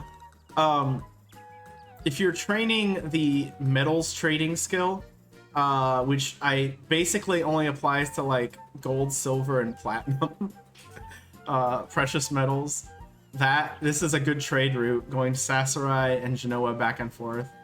But you can only buy 2. There's some good use for it, but we're not gonna see it probably. We'll buy some Digitalis too, because I have that in my head as a poison, which is why it's funny. Let's see. Okay, nothing there. We don't even need to visit the inn. Let's just leave. So again, we are still technically on the adventurer's midterm, or no, the intermediate adventurer's exam. We've completed 3 of the 9 school exams. And the reason why those are important is because they give you some good stuff. Like, we have another ship that's better than what we currently have, but it requires trade 11. Could have put effort into doing that, but instead, we're just gonna get the adventurer one done. Which we finished it, but we picked up another quest that takes us to Tunis, and I kind of want to do that, so I feel like that's a good use of our time. But in the meantime, I'm going to help explore some stuff in this area I haven't found. So, if we can see, all this stuff is allied to Venice because they are the strongest country in the game right now, as far as that goes. I don't know exactly how they form it, but there's like country rankings. And the last time they updated it, unless it's changed like today, it goes Venice, France, Spain, Netherlands, or no, it's Netherlands then Spain. That's the top 4. And who's after that? Oh, England, then the Ottomans, then Portugal. So Portugal is behind a country that you have to defect to and requires a lot of effort. And once you defect to being an Ottoman, every country in the game, hostility jumps up 2 levels with you, and you gain notoriety that you can be attacked for, I think, by another PC. It might actually be at the absolute max level that you still can't get attacked. But NPC fleets will attack you.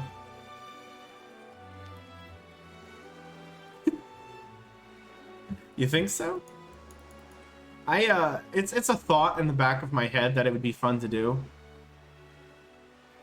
But the Ottoman ports favor...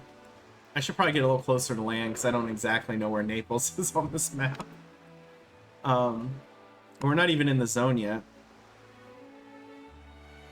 Syracuse was Spanish the last time I saw, so Venice has been taking back stuff.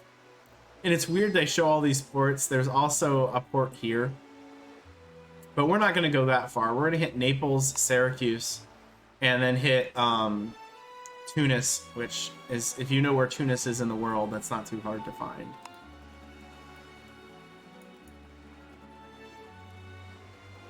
We have this nice relaxing music as we sail around. I seem to think it's in this little lump here.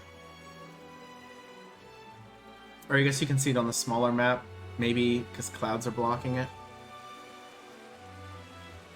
And when I mentioned we were going to find 5 ports, I just mentioned 4. We're going to go ahead and peek into Rome. don't think we can win any of the fights there, because we just don't have anything going for us battle-wise. Land battle-wise. We'd have to fight something really weak, and I don't think that's how it works. So... It's a fun / interesting place to grind land battle, though. It's not the ideal place, but you can learn some techs from the enemies. They tend to be pretty active when it comes to that sort of stuff. If I had, like, one more good land battle item, I might have a chance. Yes, actually, that is true, Lilo-san. We can ram other ships. You have to have a ram equipped, though. If I were to use it, it's mostly... That sort of thing's better used in a fleet with other ships, because you immediately go into melee afterward, but the ram lowers their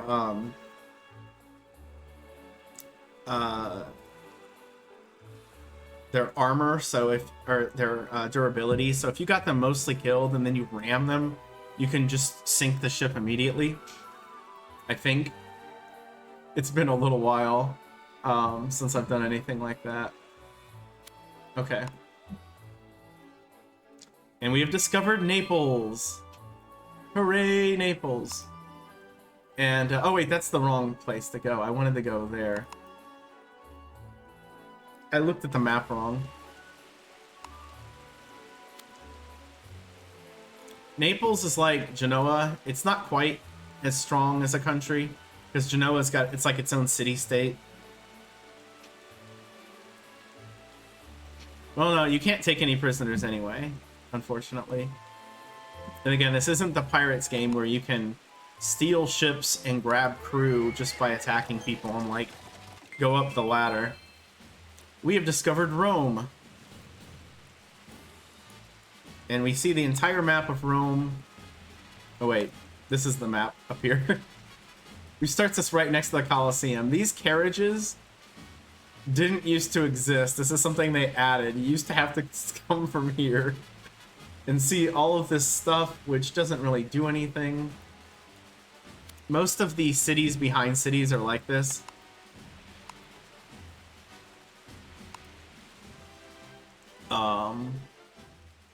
Ooh, it's Wallenstein. I assume this guy is a historical person too. Most of the characters they use are somewhat historical in some way. Okay, he's a merc. I guess you're not interested? No, I'm not.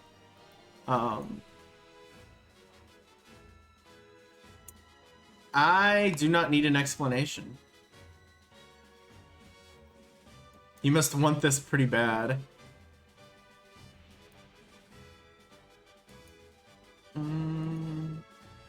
He tells us to make sure we have healing items, like, thanks. So, this is a really weird room in that these pillars are right in the center. Let's look at what this guy has to sell us. So, it's all land battle items, which is great. So, I'm gonna buy a bunch of throwing knives, because those are a pretty good thing to have at this point. And,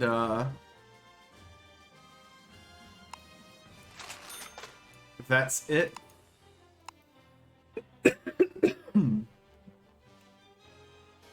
If we had the trap skill, that would be useful.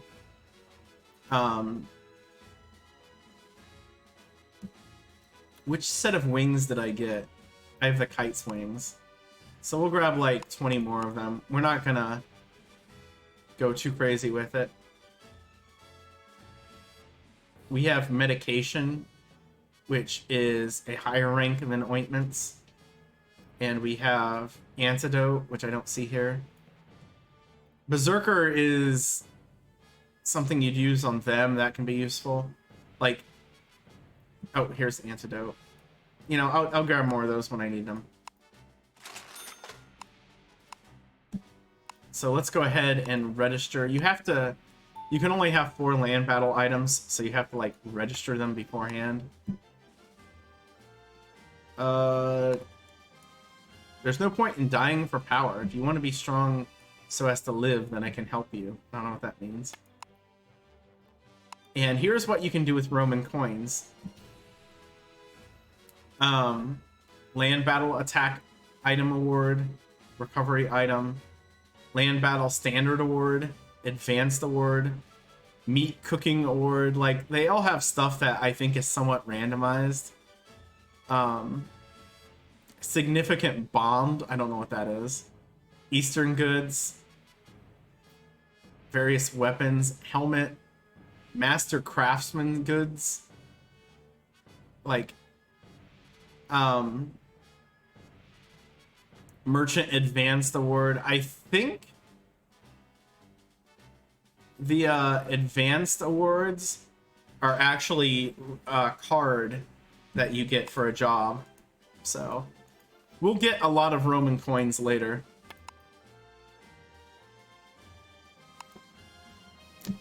So we have bonus actions and I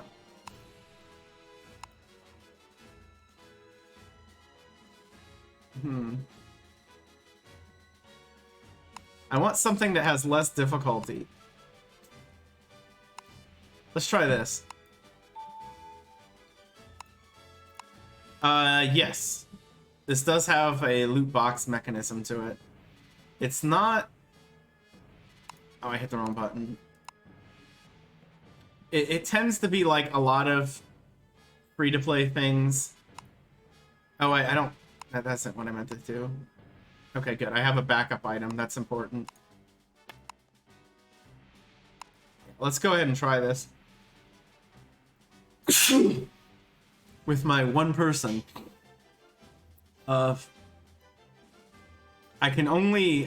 will fail 2 of these, but we can do the change weapons thing, I suppose.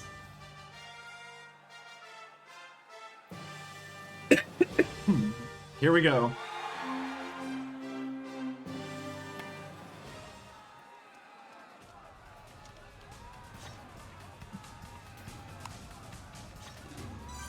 So I switched to the dagger, which gets us one of the things up here.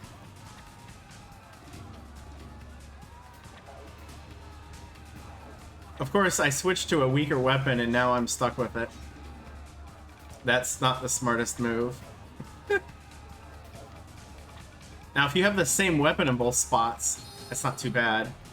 So, healed ourselves. So we failed the don't use an item.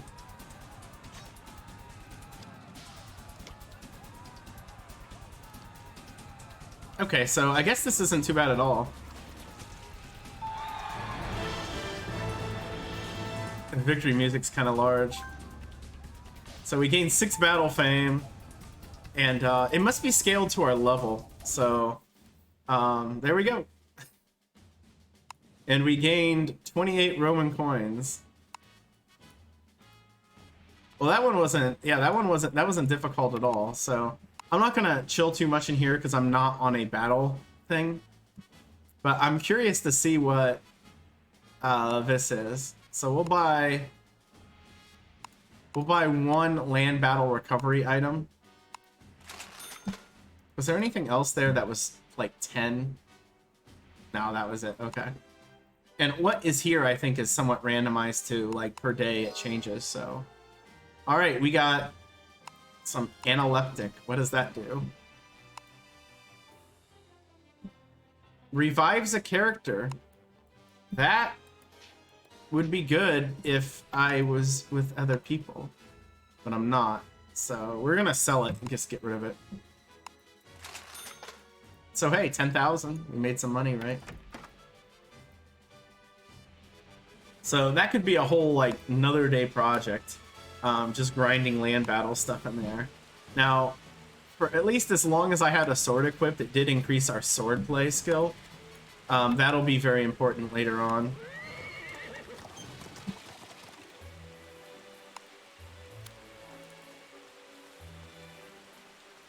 I'll take another sip of water here.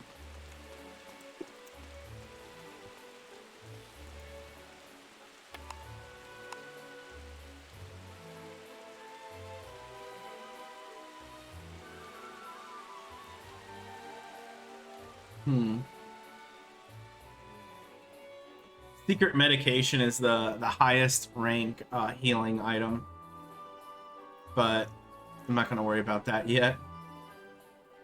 We could play poker, but I'd need somebody else to play with, and the game isn't populated enough at this point to see a whole lot of PCs who are just willing to goof off. Later in the night, that happens a bit more. And hey, let's go ahead and share some more stuff with the Florentine artisan. Let's give him a sheep. Here you go. And then we'll give him a fish too. Oh, he liked fish.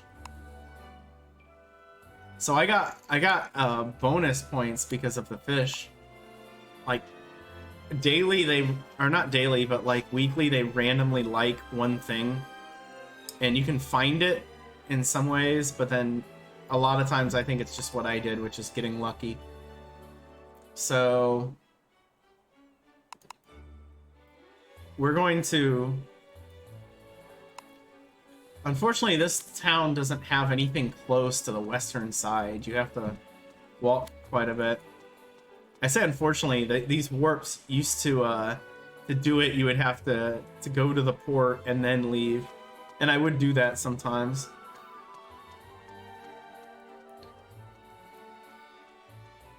If you've seen these guys around... Oh, I don't have any Nanban experience. That's basically Japan trading, because it doesn't work. Japan won't take your money, but you have to basically barter with them, which sounds neat, but it's kind of stressful. There's the problem where you don't know what is popular at the time, and you could end up bringing something that isn't liked. The strategy I had for getting a lot of Nanban goods back in the day was I had casting and a lot of like minerals and wares stuff. So I would see which one they liked more, if it was ores or wares. If it was ores, it was simple enough. There's two,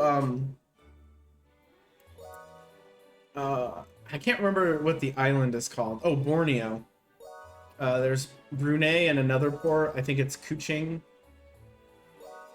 And they both sell the same type of ore, like iron ore. So I go back and forth and max that out and take that up to Japan to trade. But if they liked wares more, I would just turn all the iron ore to iron and then do the same thing. But it's not the safest area in the world. Oh yeah, this is even though this game is, as someone mentioned last stream, 16 years old, so it's not quite as old as the NES one, but I mean, it's an MMO. It's more of a thorough experience, I think. So did we find... No maps. Man, I'm just getting locked down on the maps. It's depressing. No, not that I'm aware of. I believe they went to Uncharted Waters 4, but 3 and 4 were only released in Japan. And then the series kind of died off. If I remember right, Uncharted Waters 4 was one of the reasons they didn't release it worldwide. I can't talk to him either. But it apparently got a lot of bad press because one of the trade goods was slaves. And, you know, sometimes Eastern Asian countries get this, like, not understanding, appreciating things like that, because it wasn't something that they really experienced. They weren't in the European community, as it were, when it happened. I might be speaking out of turn, so I apologize if I'm offending anyone from that area, but I don't know. I don't remember. Actually, I'm pretty sure all of the Uncharted Waters games were on PC, but also on console. But if you were to ask me in particular... Oh wait, I need to go here. Well, I guess that still saved a few steps.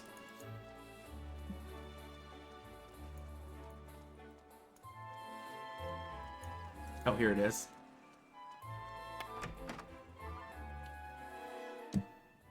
So we discovered Rome. We discovered we could actually kill things. I'm a little worried if I hit my... Oh.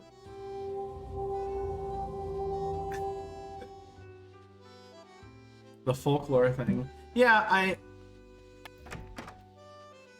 It probably depends on the way it works in the game. Like Europa Universalis 4, a game I've played a lot. Like, I think I have like 1,100 hours or something in it, and we've done it on stream too. That slaves are a trade good in that game, but there's also things that interact with them that kind of, I wouldn't say it eliminates it because it was a historical fact, but you can trade, or it is a trade good. It's not a very valuable one in the game, and you can eliminate it too through various things. You can't just go in and click stop slave trade, you know, and it changes. And it's always a weird thing when you're playing the game because they give you an event if you're the highest, like if you corner like 20% of the market in trading a good. So then when you gain a bonus to being the most active slave trader in the game, it kind of feels bad. It's like, yay. We did it, guys. I don't know.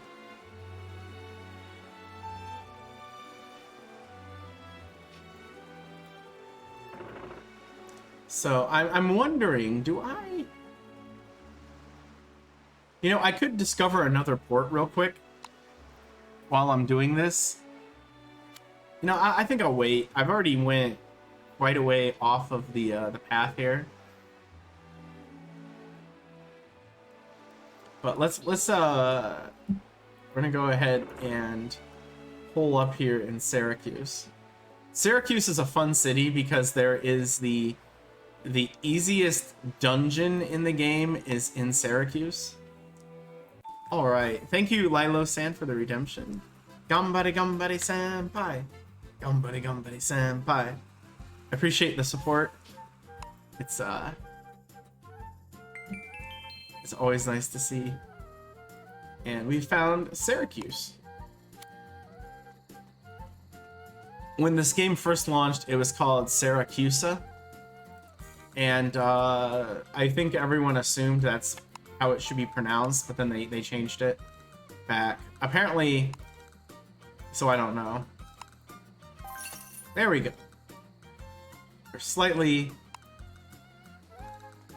better, but the church has a dungeon behind it. A dungeon that I can't do anything with right now, so we're not gonna try.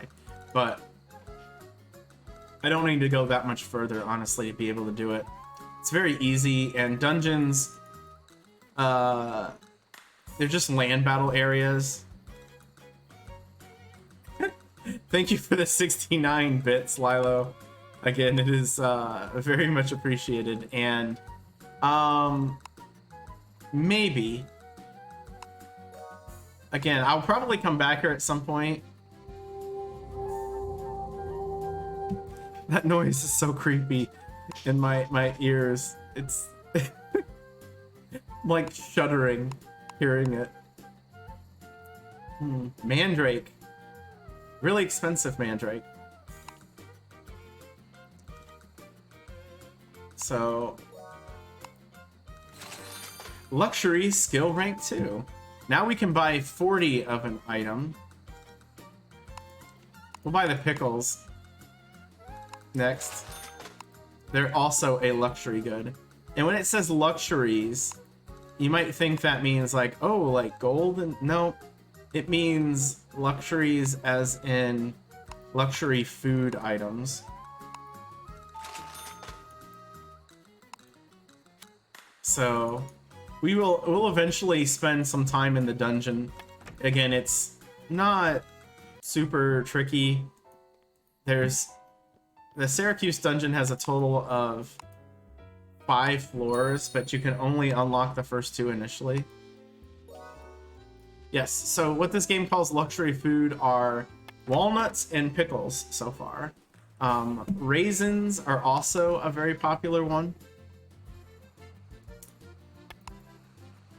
But the reason why I'm interested in that is because it works pretty well with the handicraft skill, which we're going to use. I'm trying to figure out how to put this. Should I go north? I think I should go south here. Where we're going is behind the island, so it's a little bit this or that. The raisin? I don't know. It's good. But, like, with the handicraft skill at certain levels, we can turn raisins into wine, which then we can turn into brandy. And I think if you combine wine and brandy, you can make... Like, there's so many, like, things that you can do. And while crafting isn't exactly ultra interesting, necessarily, it'll work. We definitely, unless you're going to ignore one entire subclass of thing, it's very important to have one crafting skill, and handicrafts is probably the easiest to grind in the entire game. At least in the mid tiers. Like, casting is pretty slow. Cooking is very easy early on and then gets tremendously more difficult later. Cooking is probably the one that casually you would want the most anyway, because bigger food can be a problem. Like, I have 140 max vigor. That's not a whole lot. But I do have some items. This thing increases it by 40. This beer is 100. And then this is what I've imported to this character from last stream that I had in alt make.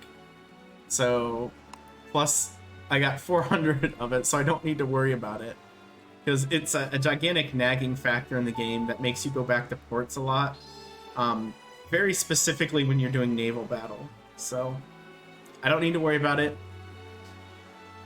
And I made that specific thing with cooking 8. It's not the best. I think cooking 9, there's something that'll increase vigor by 65, but it's a little tricky to get. It's called a crostata. Actually, it would be a fun thing with, well, the exception of beer, because I don't drink beer, but it could be like, I have to actually eat this food in real life. Fondant mille crêpes. Or chicken jam sauté. Sweet and sour chicken sauté. What do you think? Does this sound like something that would be good to eat? Let me know in the comments below. Just kidding.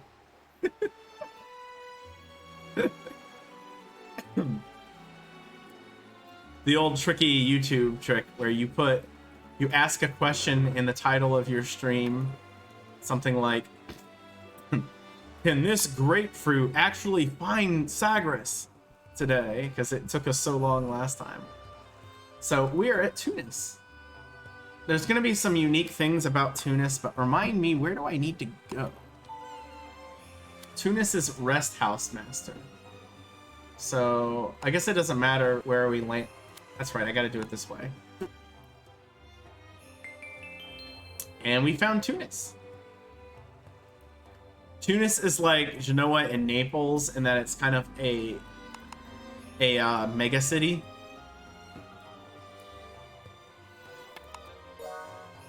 Carthage on the outskirts of town.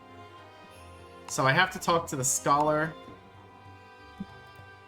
which we don't really need to warp to. Oh, but I do need to do something first. So you might have noticed in the quest, it requires Arabic. I don't know Arabic, but there's a way we can get around that. I do know body language skills, so it lets me talk to people. Like there it worked. You see the little card fly over my head. We need a couple of these. Okay, that's the only thing I could sell. And sometimes it fails.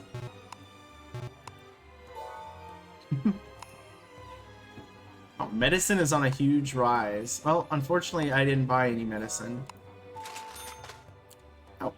And this message here, walnuts is a specialty good of Italy and southern France, which we went to a different area. Northern Africa is a different trade zone. So we actually gained bonus experience because of that. If you have over 50 of it, you gain fame. But I didn't have over 50, so...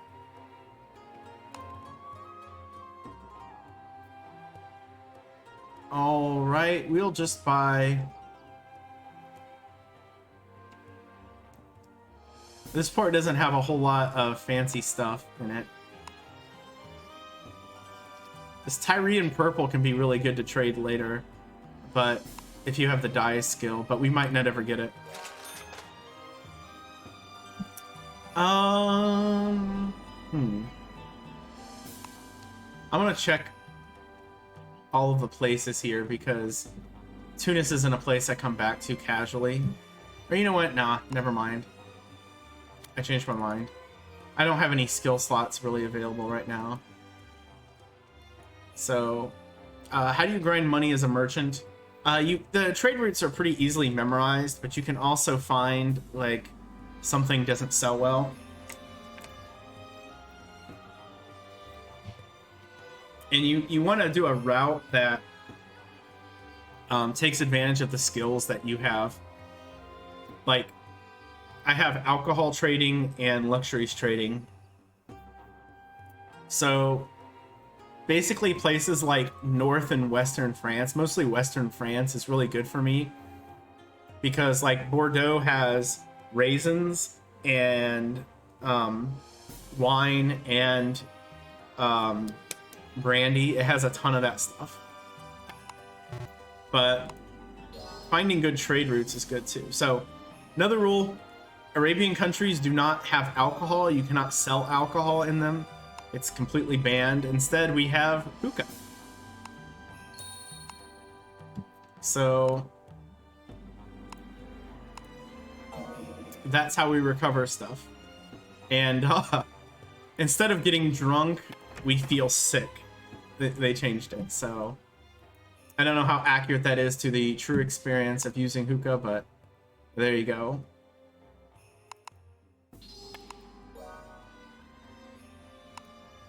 Okay, so he tells me to check his book. Because I have...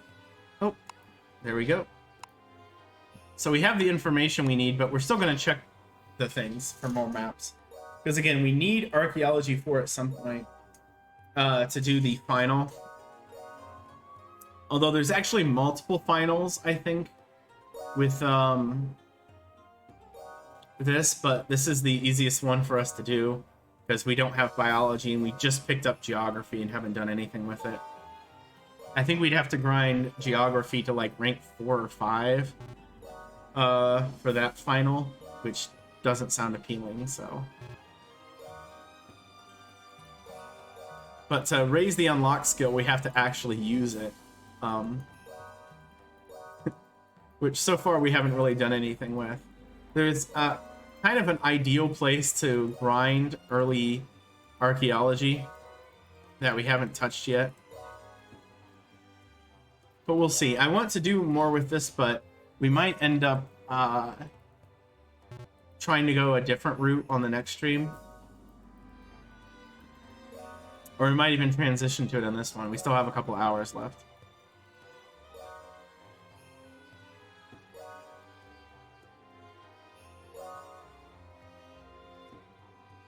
Oops. I ran out of my language thing disappeared. It only lasts a certain amount of time, so the real strat is to try to incorporate multiple things at the same time, which tends to work pretty well. Probably the next skill I will learn as far as adventure goes is art, because we're going to be European centric for a while, and art is extraordinarily European centric. There's very little to do outside of Europe that uses the art skill, at least early on. I imagine they fixed that so that there's more stuff to do later, but because it always felt like an oversight to me.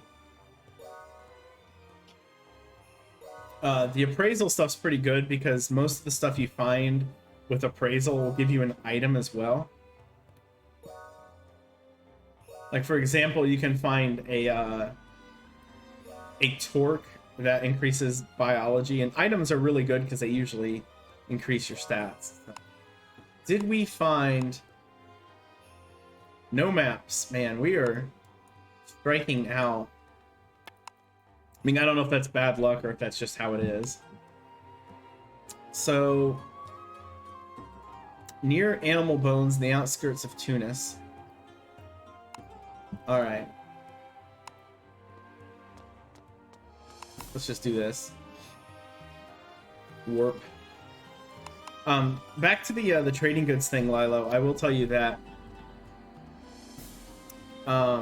for Spain, a very good early trade route is with the firearms skill, loading up on firearms in like Seville and Barcelona, and then taking them to Algiers, especially with muskets. It tends to have a pretty good effect. Makes a lot of money. So, what was it I needed? Oh, this. So I think I need to go all the way to the west. And now this is what's going to be tricky, is this thing I'm looking for is in the zone west of West Tunis.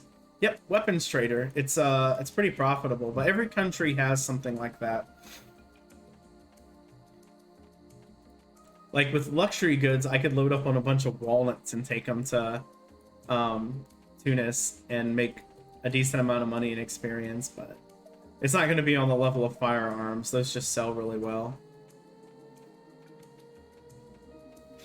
So we might be able to fight the enemies here, but if we go into the second zone, 100% no. Those guys are all going to be like level, like high teens and 20s, and they'll just wax us. So we're not going to do that.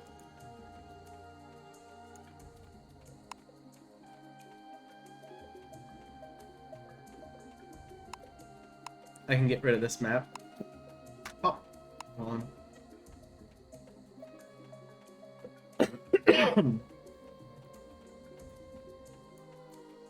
Oh yeah, do you have some personal experience with that? Just kidding. So we saw the Ojak soldier. There's Tunis bandit. And we could probably kill those guys. That they're not really that interesting to fight. Fighting is more interesting when you have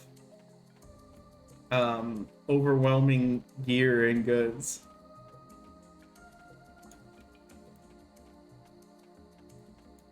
Right. So, and there's actually, you said weapons trader. There's actually a weapons trading skill and a firearms skill. Two different things, which is kind of funky. So, the only time you can go past this is if you have a quest. Otherwise, they won't let you go through. It'll just act like it's not possible. Even though it is, lying game. So now we're in the area Bursa Hill. And I believe we have to go near the center thing here. The flags are all points of interest. There's reasons to mess around with those, actually, because the point of interest will have... you can collect goods near them and get higher amounts with the collection skill. The same with the procurement skill. The same with search, actually. But I don't really suggest doing that. one. Search doesn't really get you much. Alright, so let's use one of these. There we go. So hopefully we're not going to see a bunch of level 20 enemies spawn on top of us and attack us. And hey, it even shows me on the map. I didn't realize that. That's cool. So let's go right up to it.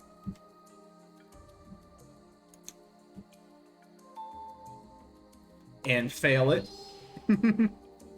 Let's do it again. And there we go. We discovered Carthage. So now let's get out of here. We didn't see any of the enemies, which I guess was just nice. But... oh, that's right. You have to use them twice. It only takes you back to the entrance of the particular zone you're in, not the entire land thing, so... there we go. We'll have to buy more of these. I don't want to run out. They can be a little pricey, but otherwise you have to walk so long, and it's worth losing time in the game to save sanity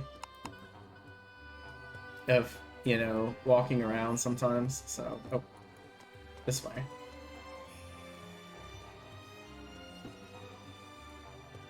But yeah, we finished up the quest, and let's go ahead and, oh, I guess I can't keep taking the hookah. It won't let me. And then we had some coffee, and now we are full. It's one of the bad things about the Vigor system. There's little bits of RNG that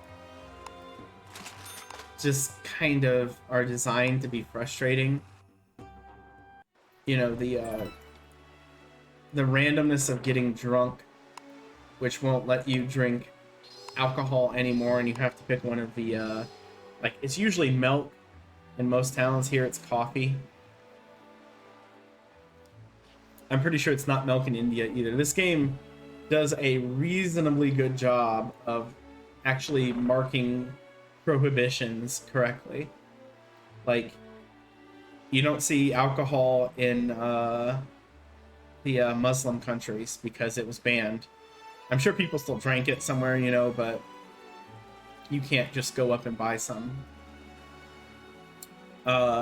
Likewise, you can't sell alcohol in the countries. It will sell for $0. And it'll just say straight out $0. You can't haggle the price up. And that doesn't matter if they're, you know, allied with whatever. And I like that they show the little symbol here is different when it shows the countries like that. They have disguise requirements and so on. So we're going to tag this port too before we sail back. We hadn't seen the southern port in Sardinia, because Sardinia is a very important place and has 2 ports on it, whereas Sicily only has 1.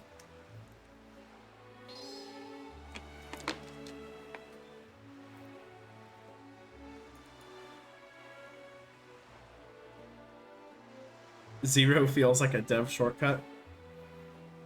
Yeah, I think you're probably right. There's other things like this too.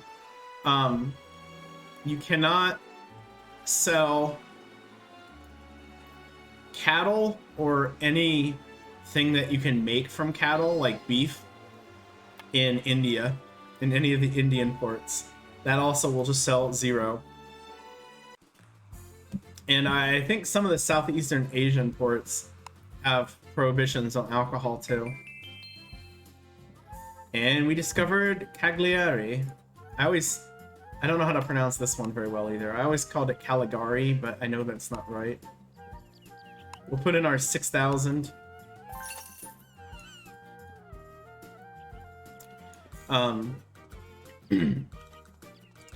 There we go. And hello, Market Keeper. Oh, they have a new good here too, so let's sell all of our beans and olives and buy... oh, marble sculpture. Really expensive though. They also have crystals, which are kind of neat, but we will buy 40 wine. And then we'll buy the remaining wine. And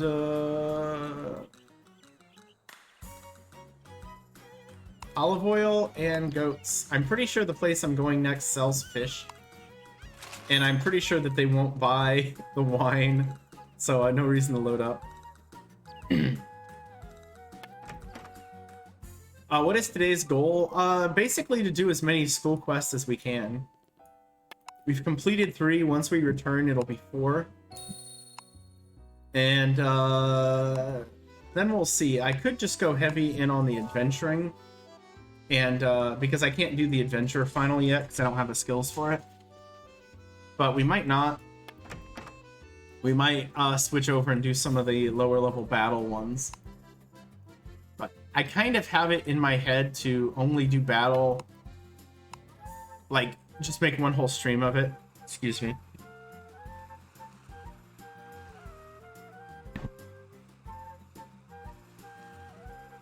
I am in school. Yes, this was yesterday. We spent so much time trying to figure out how to get to school, and we did finally. It just so happened I needed to talk to the NPCs in town. Imagine having to talk to NPCs. I always joke about that too.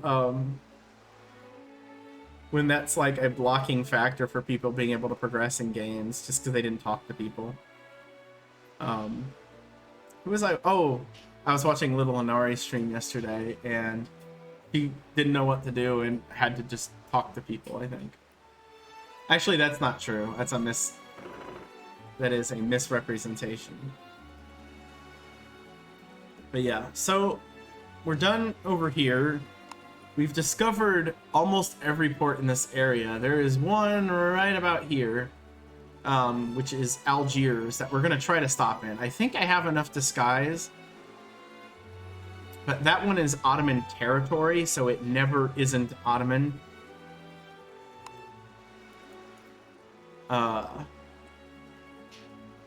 Also, there's a lot of NPC fleets that might attack us over here. So I might have to be a bit careful about how I sail. Not these guys. You can usually tell when people are not hostile after you've played the game for a while. Like if they're moving pretty fast, they're like these guys. And these guys never attack you unless they hate you. These are trading ships, so they're not going to fight you. They're interesting ones to fight.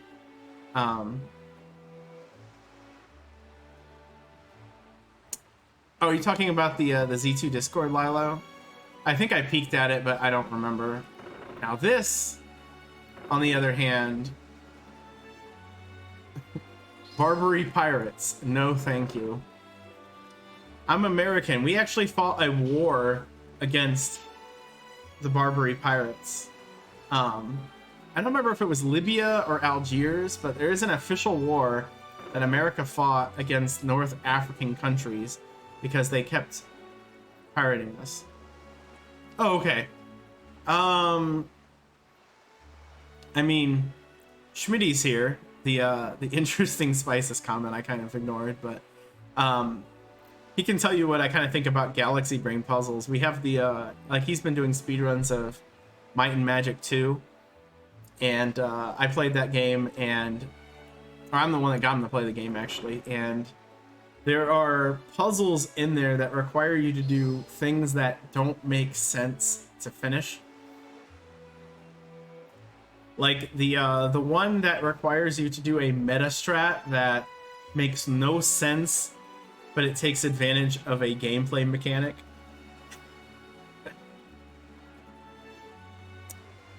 This guy could attack me, actually. I don't think he will. Ottoman fleets will sometimes just attack you because they feel like it. Okay, that guy's cool too. Again, if they're sailing pretty fast, they're not normally going to attack you unless they hate you. And that's Spanish fleet. But these guys definitely would, and I don't think I stand a chance against them. I would have to resort to pyro techniques. That was a bit of a pun. And I don't I only have the one candle. I would probably have to use multiple candles to do that.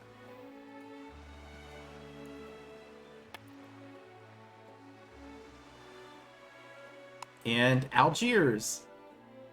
So let's see if they let me in. They do. And we celebrate as we found Algiers. Hooray. Yeah, this place will often, it doesn't at the moment, but will often have the market crashed on firearms, and there you see 0% for wine.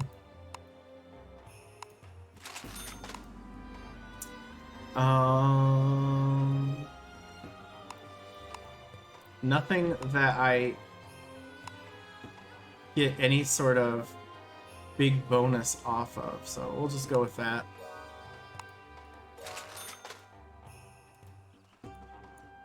And we'll go get our hookah hookup. The Arabian countries apparently don't have indoor areas. They just have dudes sitting outside offering people hookah.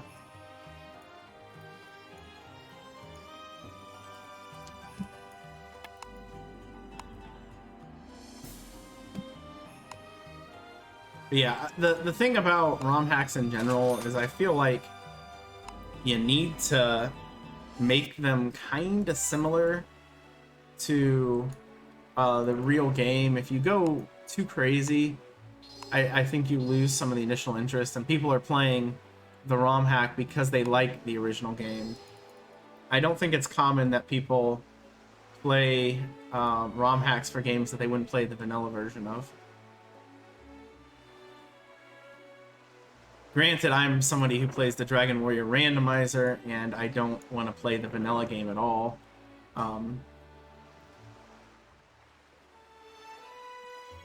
We're gonna sail between these guys. Assume this guy's not gonna attack me. Uh-oh. That guy did, though. Look at that. 375 people. I have 14 sailors and 143 durability. So they have rowing, which makes them go a lot faster in battle.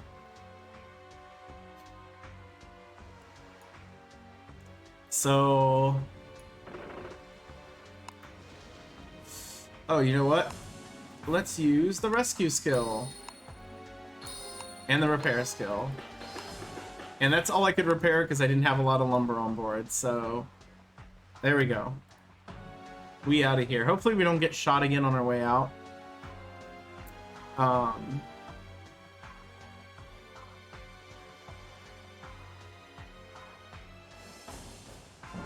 There's an item you can use that automatically ends these fights, but I don't have it.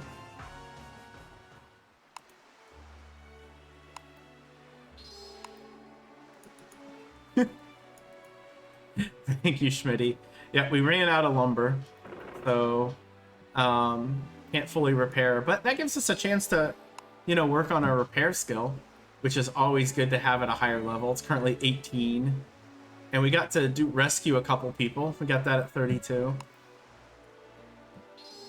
The higher the rescue skill is, the higher chance you can get more people. I think it's a percentage, maybe. I don't know. It might just be a constant number. All I know is at repair or at rescue 2, you still seem to gain 1. Wait, I think this is a trading fleet. Yeah.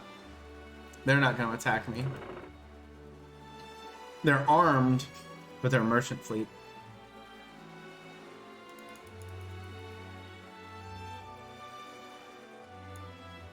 And yeah, somebody who's making a ROM hack isn't...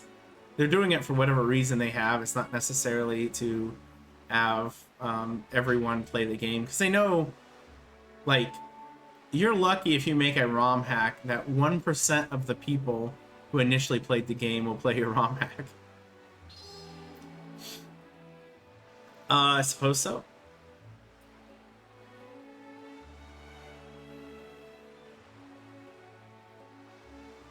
Excuse me. I suppose that's possible.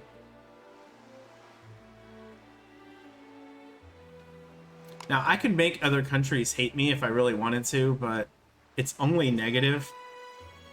The market prices are impacted by your relationships with the country. So if I start attacking Ottoman ships and they hate me and I go into an Ottoman port, all the prices are inflated. And that's no fun. No, if you attack a pirate, you're actually fine. You only get notoriety from attacking... Well, if you defect to the Ottoman Empire, you get notoriety for some reason. That's... Oh, this is a PC battle. We can kind of see what's going on. Is an Assault La Mort, which is, I guess, a French death ship. Maybe we'll get one of those someday. But like this fleet here, I'm pretty sure these are trade ships too. That... Oh yeah, these are the Genoan ships, so never mind. People will hunt those down and plunder them because sometimes they have good stuff.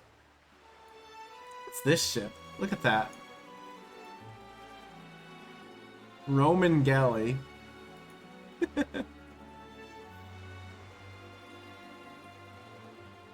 But yeah, notoriety appears from when you defect the Ottoman Empire, you get it, but otherwise you gain it by attacking other PCs and winning. Well, I myself have earned 160,000, and then I gave myself 2 million from an alt account. The thing is, good ships, it depends how you define it. The game restricts the type of ship you can sail by your level, which is why I can't be in the slightly better merchant ship that is available. Oh, excuse me. Oh, I have to eat food. Oh wait, I'll do it this way. There we go. Me eating food makes my sailors happy. It's weird. You know what? Let's go ahead and stop in Utah because I haven't been here. Let's just find the remaining ports that are in this area. So we haven't found Cuta. And again, I don't know if it's pronounced Cuta or Ceuta. It might be Queta. I'm going to look it up right now. Pronunciation. Ceuta. Okay. It's pronounced Ceuta. So I'm going to put that in my head and remember it forever, or probably forget it by tomorrow. Ceuta. The ports here in the Moroccan area of Africa are not considered North African ports. They're considered Western Mediterranean ports. Ceuta. Yep. I like how many different pronunciations it can have depending on which language you're channeling. Queta could be right. Ceuta. Ceuta. Ceuta. Yep. So this one's occupied by Spain mostly. If you want to look at the scale of Ceuta, well, I'm going to say it fast. So, the current highest investor in the city has put in 300 billion ducats. The honorary mayor is somebody named Brown. I don't know what that means, like what the honorary mayor does, but that's nice, I guess.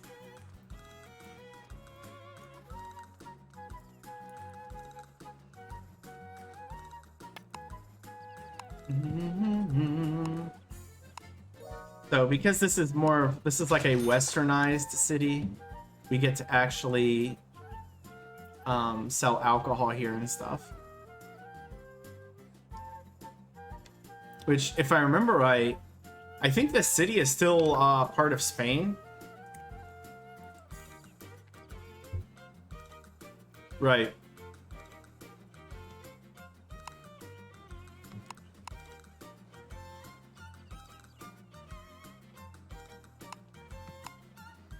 That's good enough.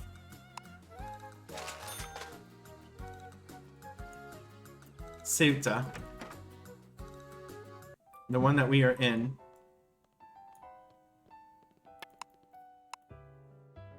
Like, it's got that sort of, like, Gibraltar, Hong Kong thing going on.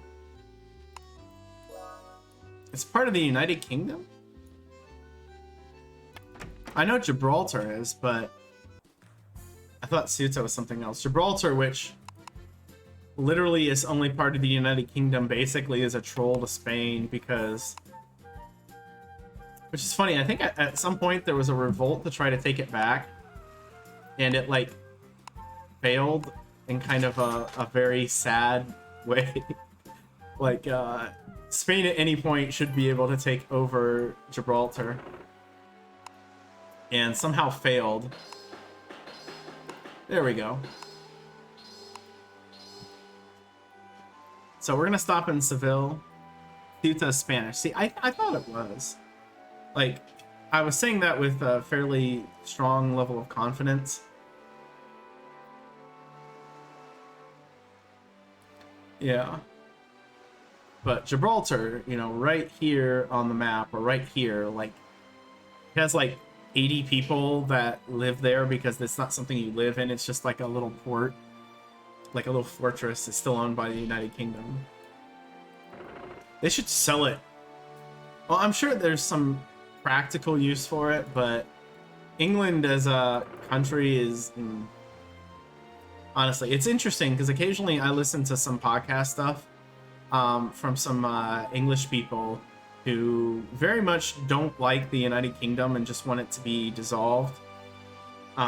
Which they kind of think as a big, like, you know, like, F you to Scotland and Wales because they say they're always trying to ruin the country. I don't know. They're probably a bit crazy.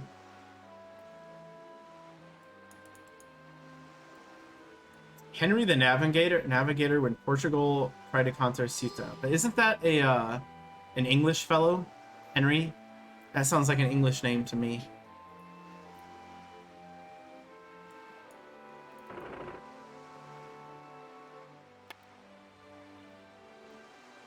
So we have a reasonably important reason for stopping. Okay, so he's a Portuguese explorer.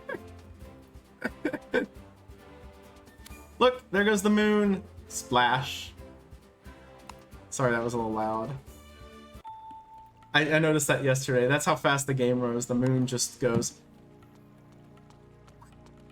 Splash.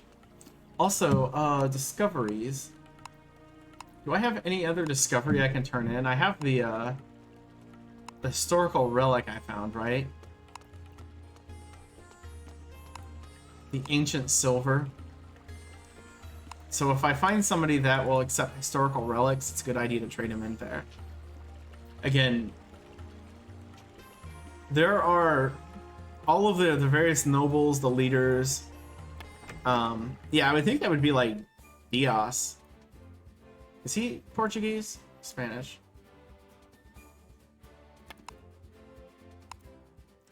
So this guy gives a bonus to showing off. Also, we have the historical site, but that's part of a quest, so it won't let me turn it in.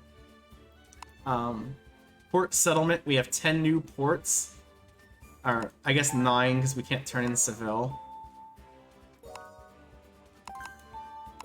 So this increases our sociability skill, this increases our fame. The sociability increase virtually disappears after a while, but we need to... Getting it at least to 3 is important. 4 is better. That's when the accounts thing will actually work more often than not. We could pick up theology, but that's kind of the last one I want to learn, I think. Art. Like, theology doesn't involve unlocking things. I want skills that make me unlock stuff. Theology is also really good outside of Europe. Theology, archaeology, and biology tend to be the biggest ones over there. I mean, geography has a bunch too, but... So here we go. Hitting the books.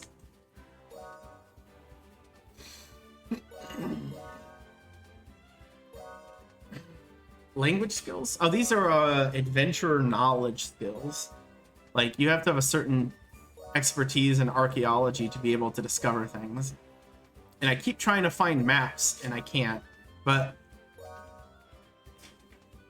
no, I don't think so. There's nothing like that specifically in the game.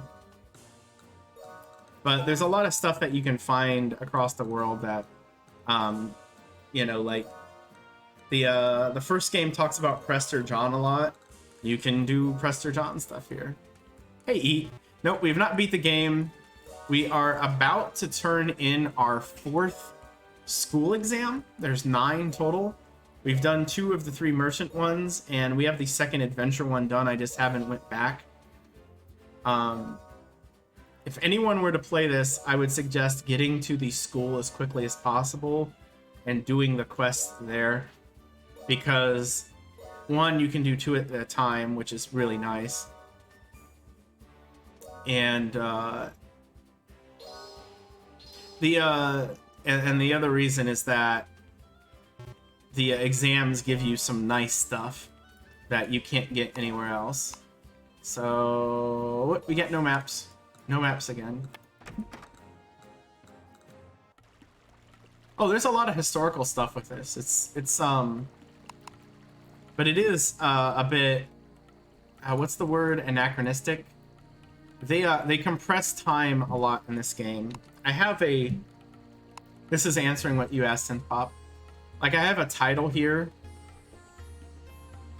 that if I have this on, it lets me access things that are available in this particular thing. No, it's not like that. It's not where you have to answer questions, but they could exist in a game. Like, if we go to Amsterdam, Mercator is there. If we go to London, John D is there. If we go to Venice, Paracelsus is there. In Marseille, Da Vinci. Like, there's a lot of historical figures that are in the game, but time has progressed a lot. There are steam-powered ships available. There is a railroad that exists in North America. Like, these are things that have been added to the game over time. So, again, time is compressed, but it basically, I would say 1550 is probably a good idea of when the starting point of the game is. So we gotta buy ourselves some wine. Of course. That looks good enough.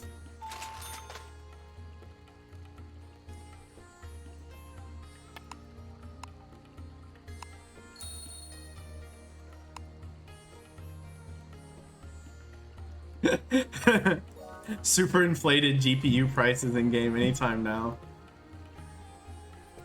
Don't say that in front of Synthpop, you're gonna trigger him. He's been waiting to upgrade his computer for years now.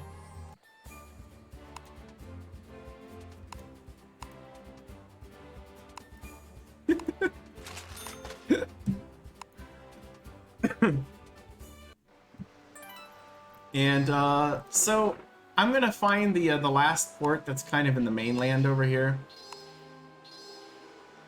which is Casablanca.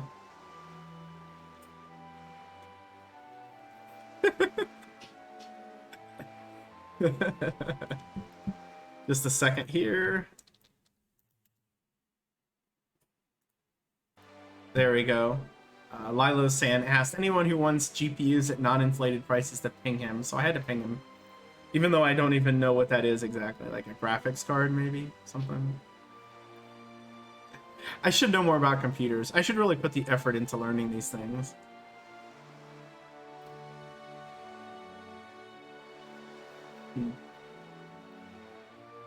Graphical processing would be good.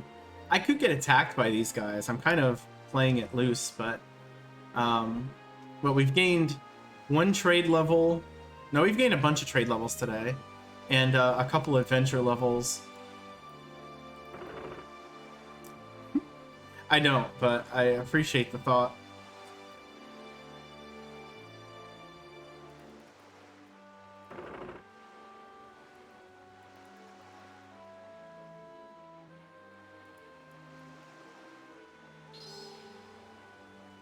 So this is a good area to kind of take note of. There is a battle quest that involves... These guys will actually attack me too. Like I mentioned before, you can kill one ship or you can kill more, and the more you kill, the more stuff it gives you. Experience and fame-wise. So that might be something that we try to hit the 300 or the 200 max number on. Because I feel like that will give us a lot of experience. But there is actually a limit in how many levels you can gain at one time. That is something that exists. So this area over here, if you look at the map, Morocco West Coast, those are land zones that you can do like the exact same thing I was doing behind Genoa or when I was going to find Carthage. Maps and quests can go there.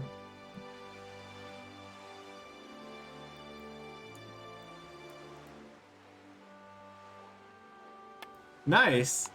Well, grats, Eat. I think you're the only person that beat the true final boss. For that, I think most people hit the Swamp King. A few people went after the Wing King. Alright, so we got Adventure level 11. Nice.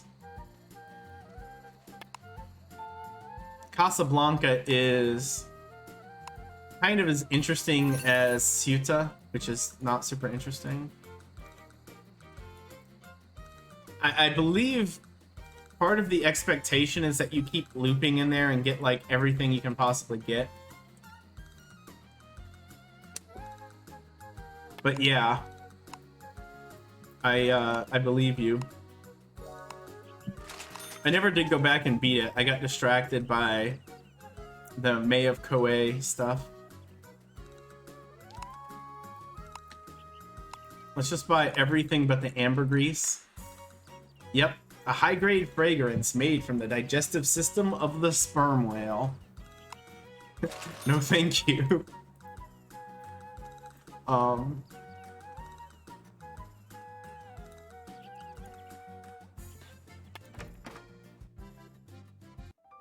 100 years too late on the Ottomans. Yep. So the Ottoman Empire is in the game. The Mamluks are not. Everything is just Ottoman. I don't know if that's actually historically accurate, but they only wanted so many countries in the game. So we have the 6 playable at the beginning, the 1 you can defect to, and then 4 like city-states that I haven't quite figured out why they are the way they are, but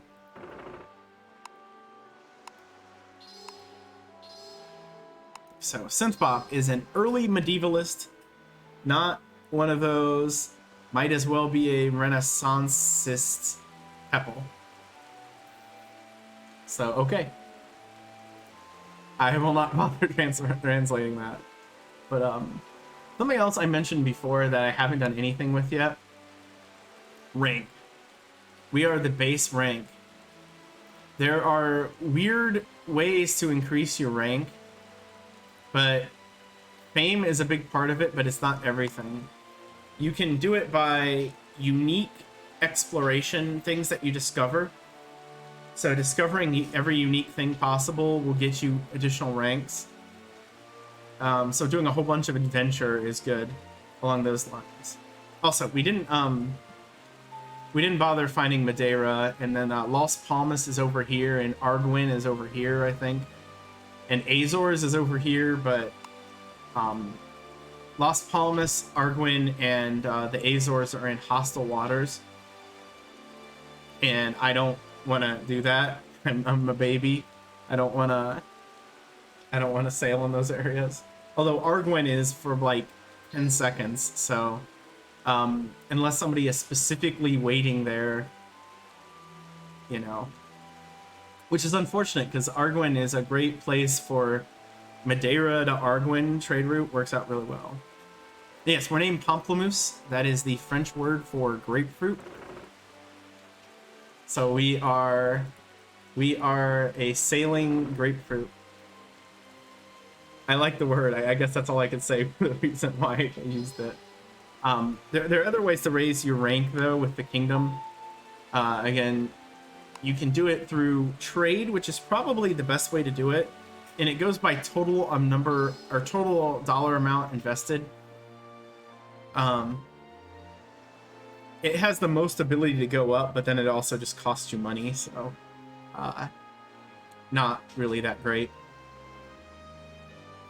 And then there's one that I think it's you take out a certain number of ships you can get promoted.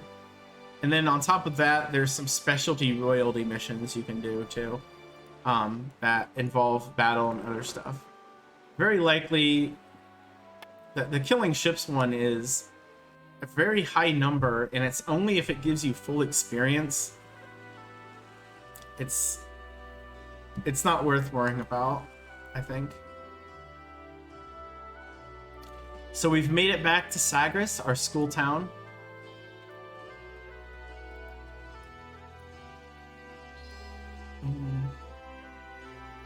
Somebody, it looks like they have like a little family worth of people. What's this guy? He's got like a little glowing hat, and he's an agent. I don't know what that means. Oh, he's doing a commercial battle thing right now. Look at his levels. Look at this. He's got 2 million gold sitting on him. Like this is the higher level stuff. So he's joined a bunch of stuff. That's nice. I don't want all those people in my way. So we're gonna turn in our quests. Adventure level 12. So we gained a level. 3,000 adventure experience. And now let's turn in the other quest. This one wasn't quite worth as much, but we did gain another level. So let's look at our rewards. And we gain a staff that increases our search skill by 1. And another ship. So let's go ahead and use that one. Whoops. Right click is bad. Don't right click. Do I have... Oh, I did that already. Okay. So first thing I'm going to do is switch over to the new ship. We can see right now this one's 244 and 48. We will change to the Memorial Cruise ship, I think, or which one is it? No, it's the sloop. So we switch to that. We switch the ship parts over. This one can hold 16 cannons. So I guess that's the highest combo I have right now. 14. We could put the stern castle on, but we'll do that if we decide to do melee stuff. There we go. So now it's 312.32. We lost a little bit of horizontal, but gained a bunch of vertical sail. So we're going to sail even faster. We don't need to have any more sailors, technically. And our cargo max went up to 184, which is it's a little, it's not a lot. Oh, I should also sell my old ships that I'm not going to use. So, Talet. Not Towelet, Talet.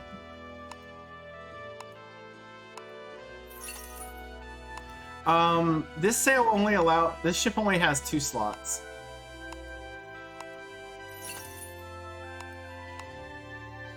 Yeah, it only allows 2 at the top, so we only put on 2.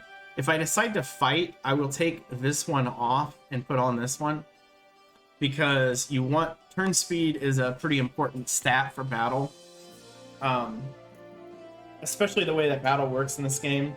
But being able to swing your ship around to fire broadsides as quickly as possible is very important.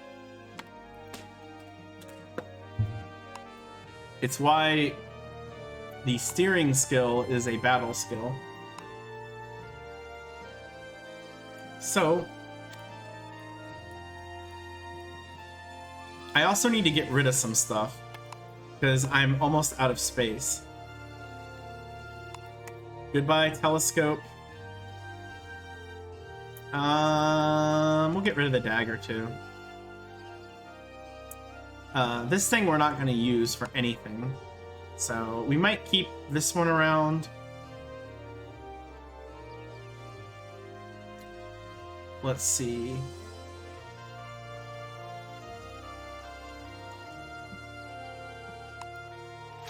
There we go. Yes.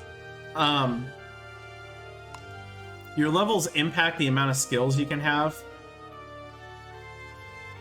Yeah, it's similar to that, but it's not as direct as Ultima Online was.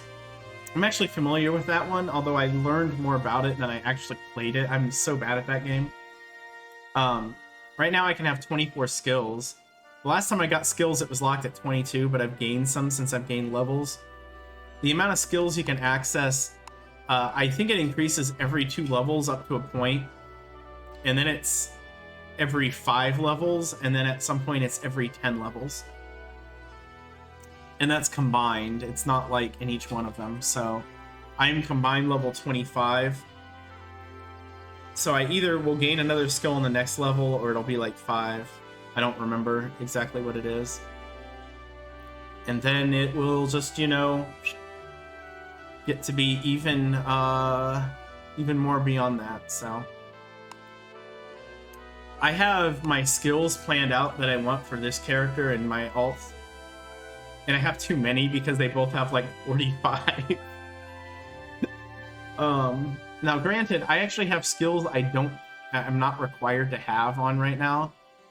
At some point, I will forget Spanish, Portuguese, and Italian to create 3 more skill slots. But there are still basically hard-coded required stuff. Yeah, you can forget anything. The moment you forget it, though, you have to restart from 0. So really, the only skills I would learn and forget would be languages. Everything else would suck to have to regrind it because skills are really important.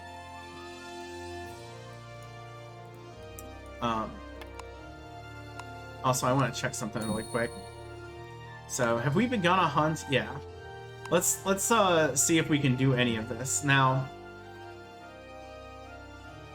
what I'm doing here, I don't really understand this, but if I do this, sometimes I gain adventure fame and stuff. Like, there we go. We discovered the rumors of Carthage, which we already have been to. The Romans hated the city so much that after they destroyed it, they sowed salt on the ground so that nothing would ever grow there again.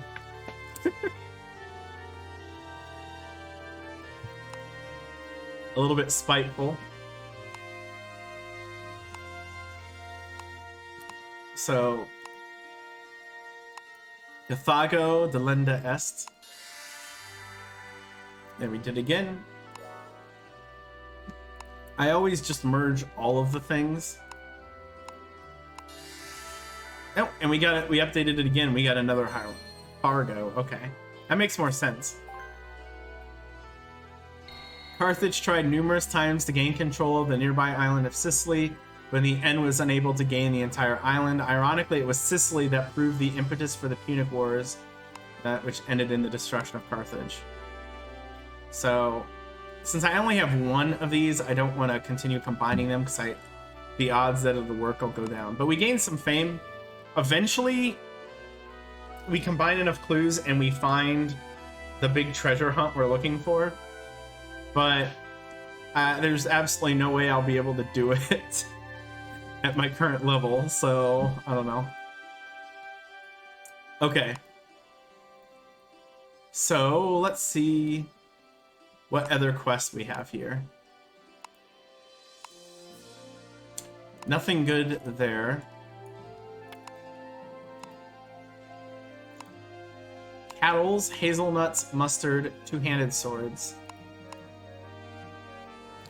I don't really want to do any of these either. Even though we got some of Synthpop's cows available. And hey, Retro Rewind Pod! Thank you very much for the raid. I hope the Sattercade adventures were exciting. I think I peeked in briefly, but I barely woke up before I started stream, so I didn't say anything. Let's do some battle. I know Lilo wants us to do battle, so let's do a little bit. Yeah, I hope everything went well for you. We are working on Uncharted Waters Online. I'm doing excellent, thank you. This is the one I want.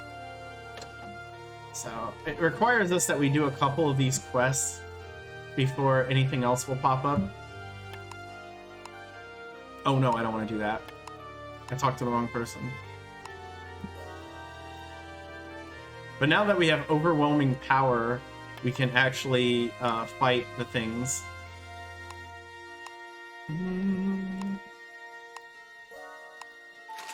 But this is probably a first you've seen me stream a MMO. I don't know why I pronounced it like it was MMO. It requires special effort to announce. Let's go ahead and dip that sail.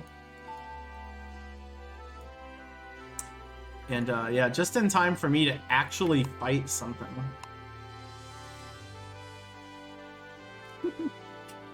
MMU. Oh gosh, I have to say it sounding French. Let's buy some of this stuff just in case. Although, I don't think I need half of that.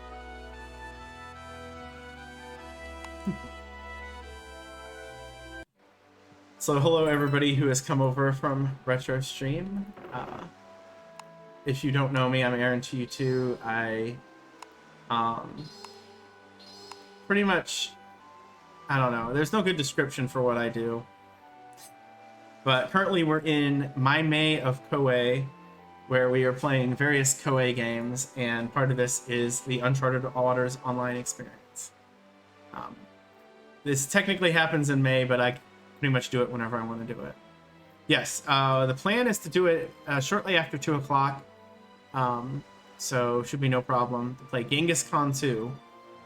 And man, once the month is over, I have 2 other requests to pick up, so I'll have to keep that in mind as I'm scheduling things. I need to get to Schmitty's because it's already a month old, and while that is not unusual, I am conscious of that.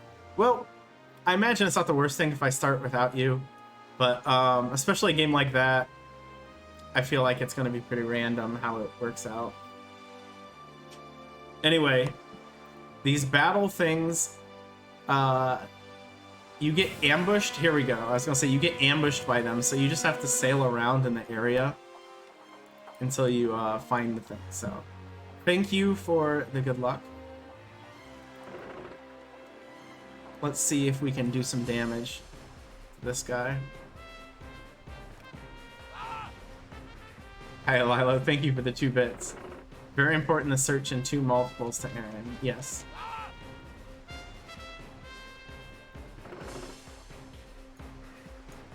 Oh, cheer.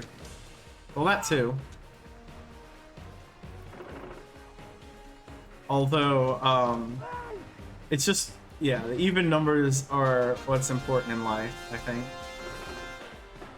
So there we go. We beat Accuracy Practice Ship, gained 20 battle experience, 2 fame, and we completed the quest. Let's go put those things on again. And what was the other quest? West of Casablanca. So we'll probably do that, stop at Casablanca, get our stuff, and then sail back. So, which should give us a level. We gained a little bit of fame. The quest will be more.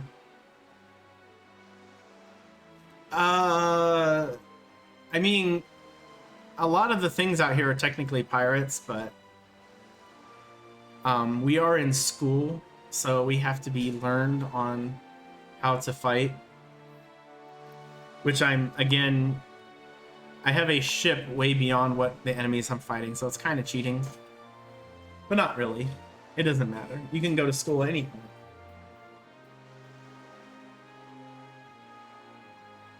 You could go back to college at any point, Aaron.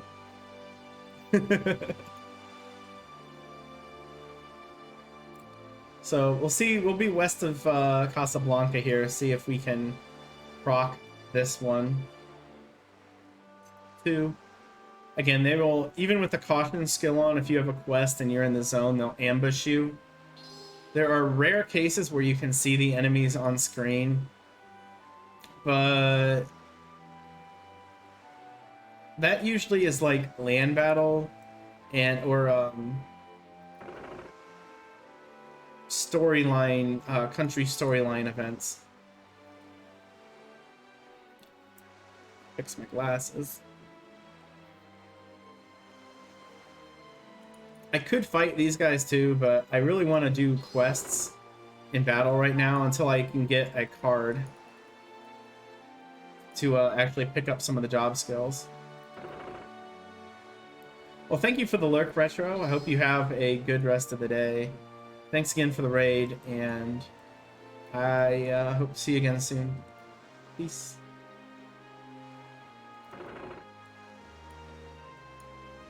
Maybe I should just be like... There we go. It still scares me. Like, every time. So this is a melee battle practice ship.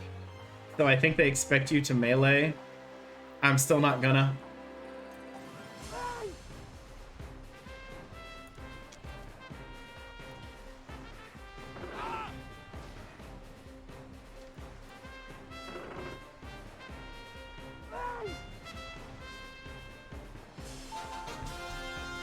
All right. So we gained another 20 battle experience, 2 battle fame, and completed that quest. So we'll stop in Casablanca because I have trade goods to sell. If I wanted to do it slightly faster, I wouldn't do this at all, but it's important to raise these skills. Even though now that I'm off class, the max, again, switching to be on a favored class for a skill and off. If you're favored, it basically halves both numbers, the max and the current amount you have, but the experience you get is the same. When you're off, so the 2 experience I gain if I had luxuries on gets doubled when I switch to this, but without it, I still only get 2 experience. So trading skills are actually some of the harder skills to level in the game after the first couple levels, because you have to buy so many of them. At level 1, it's 2 experience per level. Or excuse me, it's at level 1 you get 1 experience for every item you buy. At level 2, you get 1 experience for every 2 items you buy, and so on and so forth. So instead of buying 20 of an item, I can buy up to 40 and still get full experience. There we go.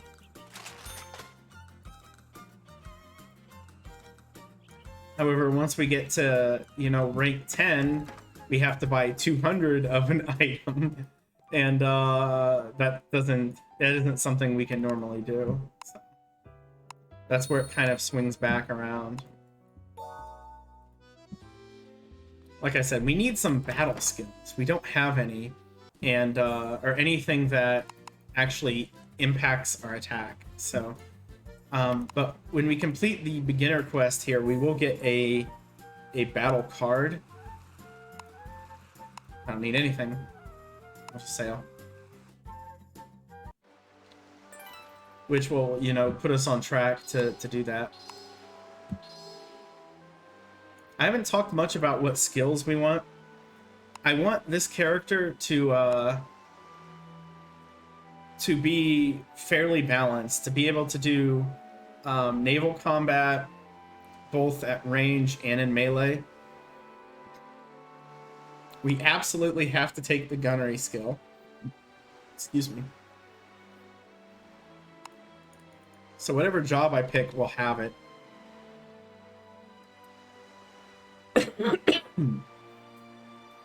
Because it's kind of the base battle skill. I have sword play. So Guard. No. Guns have a minimum range. Now, you can, with the accuracy skill, I think it raises that. Yeah, they do better at close range. Of the cannon skills here, they're all right here. Ballistics increases the range, very, very important. Penetration increases the amount of damage you do, very, very important. Accuracy is very, very important. But you can only have 3 skills at one time, so reloading kind of isn't, unfortunately. Even though it's a fun skill, the strategy that most people use at endgame is to get the highest damaging cannons, and throw in, you know, penetration, ballistics, and accuracy. They might drop ballistics or accuracy for various things. Penetration depends if they're really hoping to do damage or a status effect with the cannon. But when you're fighting that way, these are basically the skills I'm going to use: penetration, ballistics, and accuracy. And I won't bother with that. However, the starting battle classes have very poor access to these. So it might actually be more in my favor to focus on melee skills. Rowing is actually really good for this, but I don't have a ship that rows, so we're not going to use that yet. However, behind a rowing is evasion. Evasion's a good skill to use when you're wanting to melee people, because it decreases the likelihood that people hit you with cannon fire. It's not as useful casually, like fighting things, because it's not as good as doing damage to avoid damage. There we go, 1 quest, 100 battle experience, 90 fame, level 4, and it gave us a small ram, which I don't want. And here we go, the other quest, 100 battle experience, 90 fame, and a special order high parrier. Yes, I could become a pirate. I'm probably not going to for a long time, because there are serious penalties associated with it. Also, I can't kill any other PCs. I could pirate other nations' stuff, but... Or my own countries, like NPCs, but the benefits of that are not very high.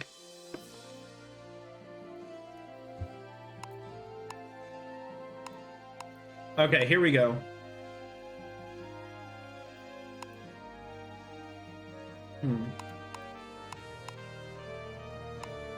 I'm gonna pick up this one too. We're gonna double dip our quest here. So I just have to kill some people south of Pharaoh again. The other quest I gave is one of the generic quests I told you about that says just kill things south of or in the Straits of Gibraltar. So we will do that. Let's store that, because I'm trying to eliminate some slots of things that I don't need. I'm not going to use any of the heavy armor anytime soon, because I don't need it, and I actually want to take some damage. We'll store that. I'm not going to use any of the boosters right off the bat. I have nothing there to store, and I can't store trade goods. You have to actually be in town to do that, so... There we go. We opened up a few spots.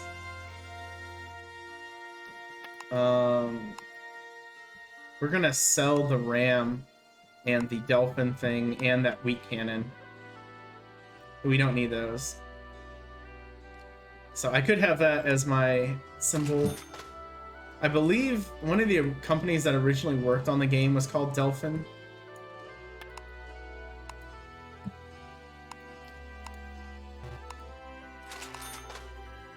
Nope. Yep, the dolphin's gone.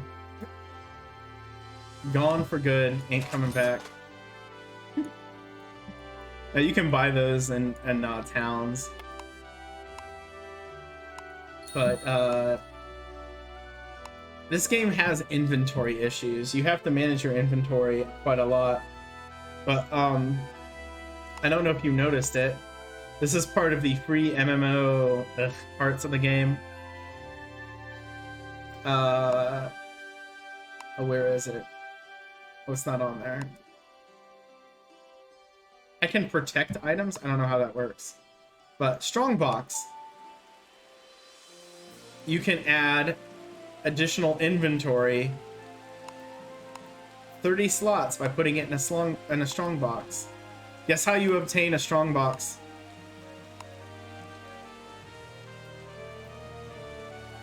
That's right. You have to buy it with real money. So this should be fine. In fact, we're just gonna go 5 there. So we're gonna do the class quest first. We're gonna turn it in, and then we're gonna do the battle quest that I got. Once I'm gonna turn it in, I'm gonna pick up a few battle skills, and then I'm gonna do it. Oh, I still need to use skills, don't I? So again, this quest is not that one. Subdue the pirates that are active south of Pharaoh. So let's do that.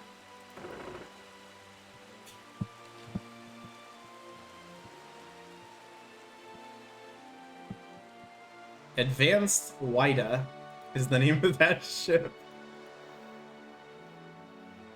Because I want, like I said, before I fight a bunch, I want to get into a battle class, and I want to get skills to actually use. So looks like we have to fight 2 battle barcas this time. Yes. Saying battle barca sounds hilarious. That is a ship. It does exist. It is a real thing. Let's shoot this dude.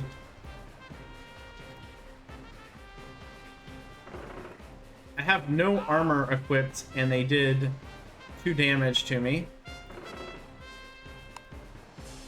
So I guess we'll use the repair skill.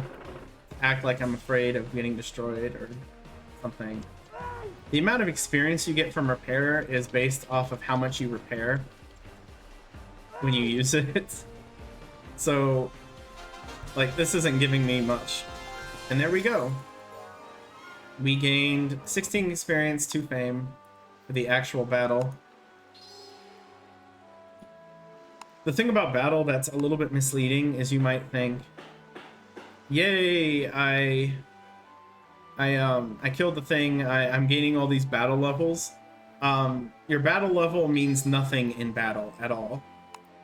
It does nothing for you. It does in land battles, but not in ocean battle. Everything about ocean battle are ship stats and skills that you use. So grinding skills up in battle is extremely important. Yep, I beat up on some Barca pirates. So we're gonna turn this quest in because it'll give us a quest card. It'll also give us a battleship that I'm not gonna use because it's still a weaker ship. All right. 550 battle experience, 440 battle fame.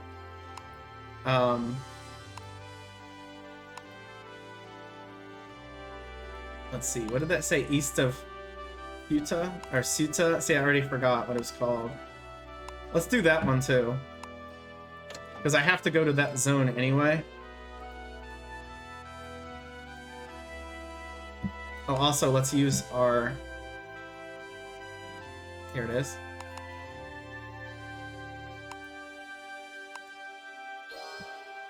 And there we go. Maritime Guild card and Beginner's Ship Ticket, which I will use immediately to get it out of my inventory. You also have a maximum amount of ships you can have. I think it's 5. So this thing can hold more cannons, and more crew, but it's a lot slower. We're just gonna sell it. If we had the second tier one that we would get from the intermediate quests, there would be more of a reason to do it. So, I do to mention some of the stuff I'm doing is to kind of showcase. Oh yeah, that's right. Can I buy? No, because I didn't go far enough away. For a town to get its trade goods back for you, you either have to visit another town, or you have to sail so that it's out of the screen in the bottom map area down here.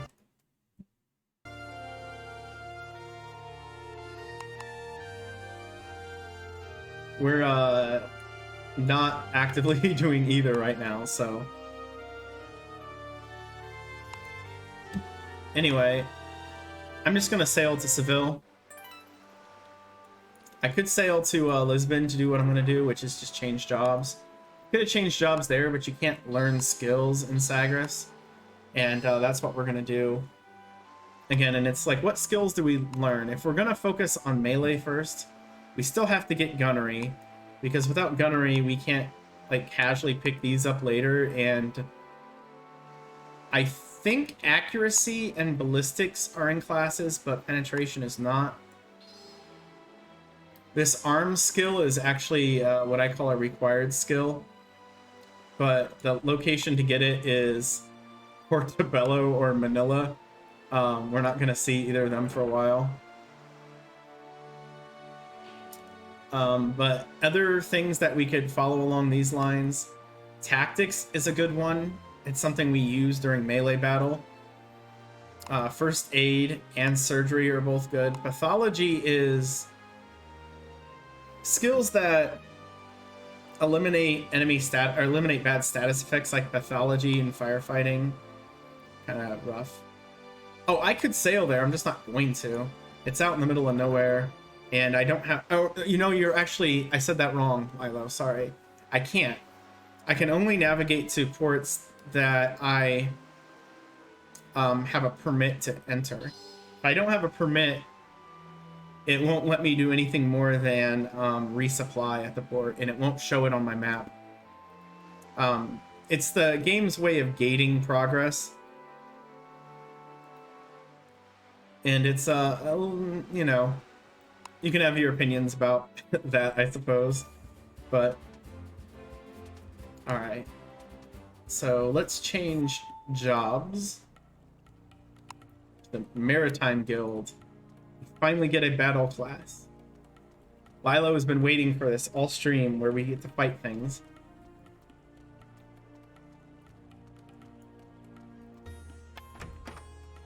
So, we'll go here. And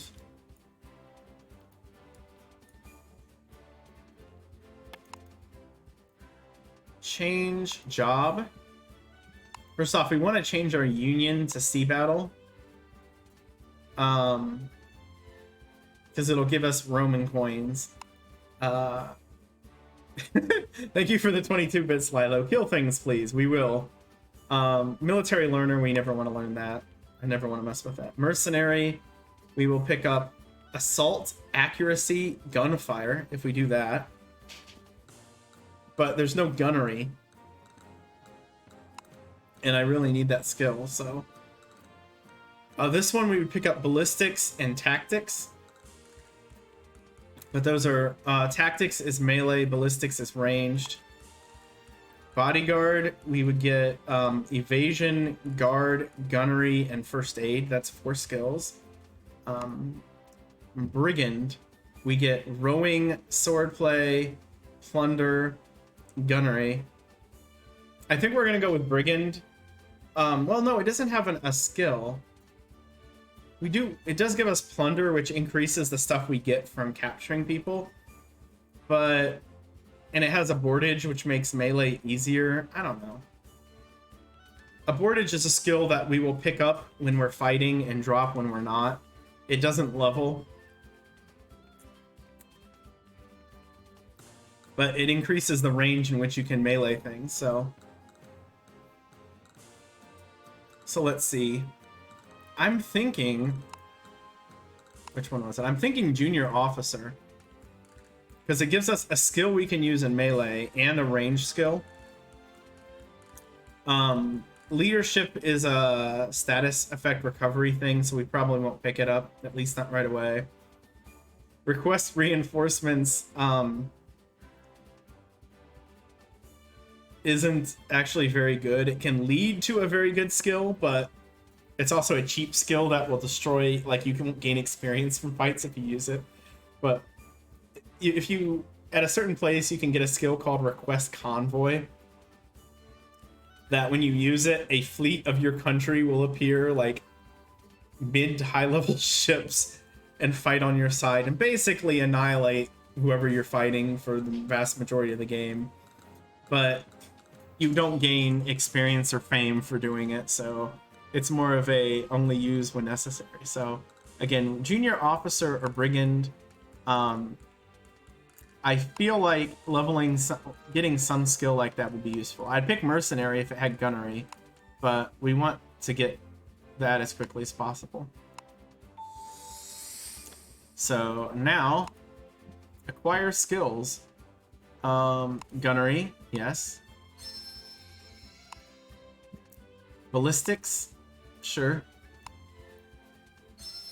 And you notice that costs 20 vigor to use. Tactics, 20 vigor. Battle is very vigorous, I suppose you could say. I can, but the way the game works is you are limited by to change classes only to classes you've already had, unless you have a card that lets you trade again. It's actually quicker for me to do this, to do what I need to do. So, hello, Champ is here. Nice name. See, like, this is a an Ottoman player. 76, 90, 90. 90 must be the maximum level. So they are part of the Armada Portuguesa, but they are Ottoman. And they got a pretty high rank. That's not... I've seen Duke, and I think Duke is as high as it goes. But look at their vigor. It's a lot. Oh, he left. While I was gawking at him. Vigor goes up 5 for every level you get. No matter which one it's in. Which is why, if you're gonna play the game seriously, you want to be well-rounded in some sense. Like, and we're gonna get that way. You're gonna see something that I figured out about the game just recently. Let's go 10, 10. That's a lot, but we're gonna fight for a little while. Probably the rest of the stream here is just gonna be me doing that, and then turning in these quests. Oh, wait. Forgot something. If we're gonna fight melee, let's go ahead and put the melee battle support item on.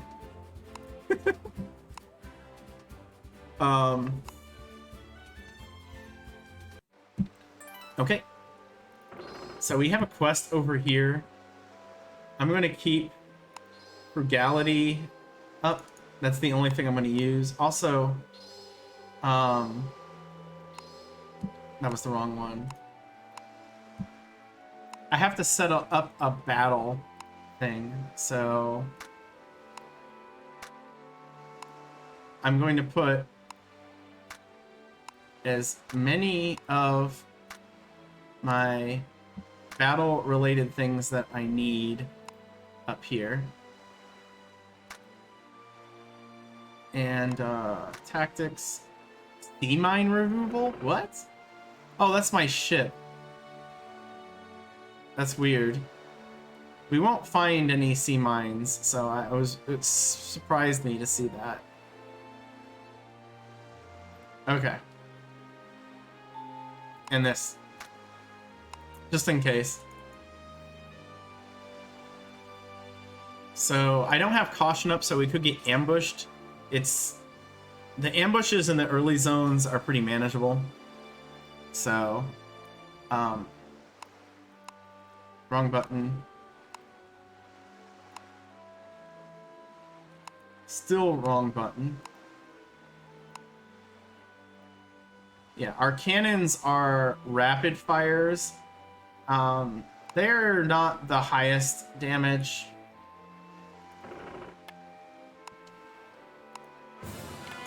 So let's just go ahead. Let's look at the range that happens when I use ballistics. Oh, it's bigger. And then shoot.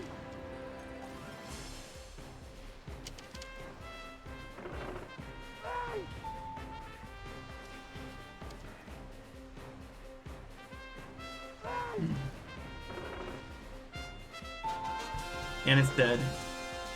So we currently have completed the one quest that says to, you know, defeat various amounts of ships, but we're gonna get more than one.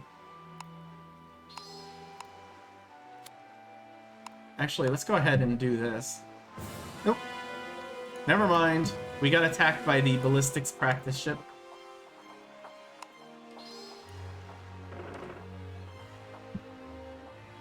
And shoot him. I like setting up the custom slots here because otherwise you have to keep exiting and entering menus. There's buttons that you can open them, but I don't remember what they are. I haven't fiddled with the hotkeys. Oh, I forgot to set repair and rescue on there too. All right, and now we completed that quest. Repair, rescue. Or you know what? Let's go ahead and put frugality on there too. It'll automatically wear off in battle, but we're gonna clean up some pirates, and you know what? Let's do it in melee. Let's melee this dude. If I had the abortage skill, it would make it easier for me to melee. You can do it from a distance. If I had, and then you can have gear that you equip that increases the abortage range to where I could like melee the guy from where I am right now if I had the maximum stuff. Alright, so let's use tactics. Tactics increases your own stats when you use it in melee battle. I couldn't do a deck battle, but that would actually be bad because I'm much better in regular melee than I would be in that sense. So, although he used something that is annoying, let me eat one of these. In fact, let's put that on the custom slots too. There we go.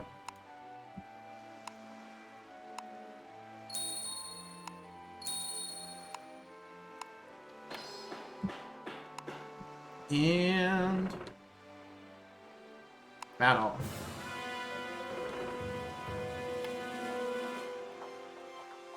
So again, attacking him in melee using that tactics ability, gaining experience for it's pretty important. There is a skill that I will want later. Oh good, he's using abortage on me. So he's trying to take me out. We're gonna use tactics again. And we killed him. So every time we're killing guys, you guys can't see this on the screen, I'm gaining some Roman coins. I think it's 10 per battle, just as a default. I'm also gaining, you know, a little bit of money. Nothing that's worth even really mentioning. Come on, get out, and then... There we go. And we're going to use frugality. It just stretches this out a little bit more. And I'm purposely trying to get rid of my smaller quantity of stuff because I want to free up the item slots. If I started using my food that I have 400 of, that won't work. And we obtained 10 run. We got a gun, which isn't really useful because it's a baby's gun. We're battle level 5. So I'm going to, well, let me see. Now we're gonna hang around out here. This is fine. And wait till I'm a little bit closer. Okay. Again, these Barkas aren't giving me a ton of experience. You actually gain less experience from enemies if you don't hit them in ranged attacks. For whatever reason, melee gets less experience. It's kind of annoying, but... And we're up to 6 battles. We've done 6.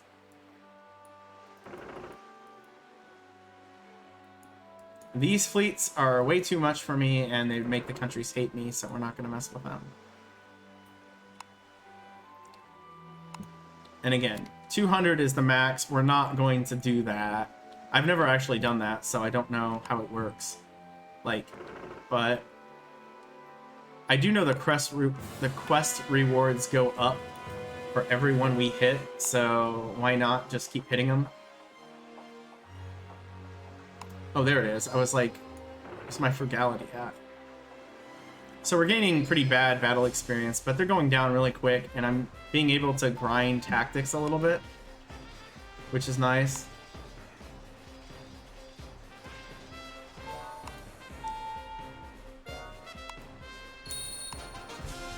At least I think I am. I should probably double check. I don't know exactly how these things work, so... tactics. We're gaining 1 proficiency every time we use tactics. So it's very, very slow. But it is going up. Let's sail over here. We know that there are more interesting things to fight up here. I don't know if I want to fight the Katarina pirates too much.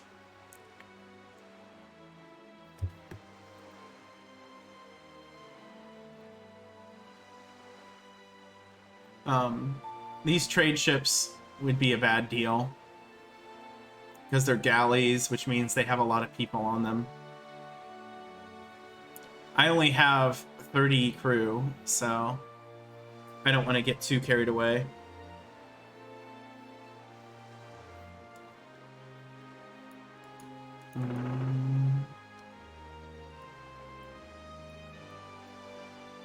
Alright, small Barca. I choose you.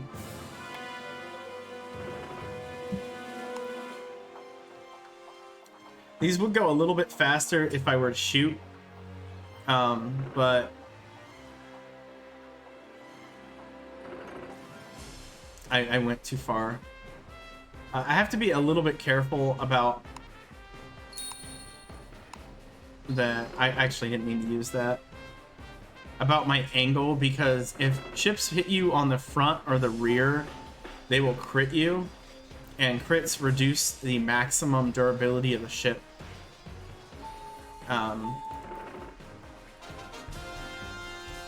There we go. So let me see. Was that 1 experience? Is that what we got? No. So it must have... maybe it's not working because I'm killing them too fast.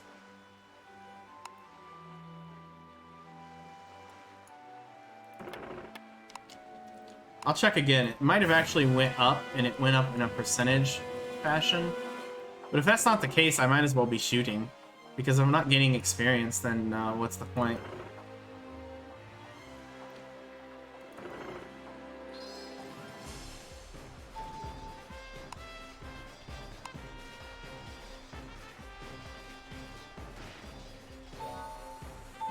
But yeah, I might just be winning the battles too fast. Since tactics and gunfire are 2 skills that affect stats, instead of actually doing direct damage. That might be why. So that would be unfortunate. If that's the case, then we might as well just go with ballistics and shoot everybody. It'll be a little bit quicker and actually get us stuff that we want. Now the pirates I was talking about, I don't see anywhere, so somebody must have cleared them out, or we just have that certain spawn luck.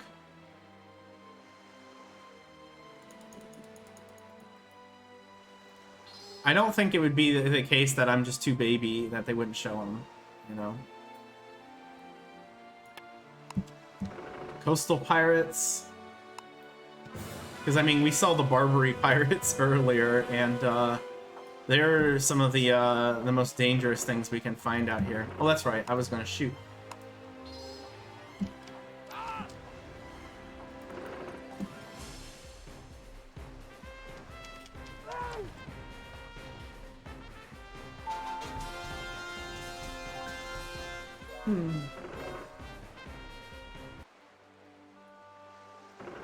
If I see one of the Bergatons, and that might be one off in the distance, I'll attack it. That one might be worth meleeing. Again, my stats aren't great for this, so I'm basically relying upon the expertise of my crew and my skills to do it.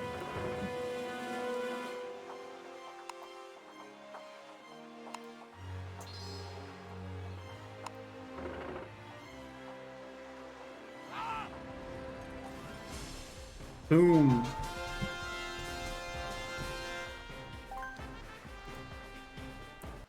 Alright.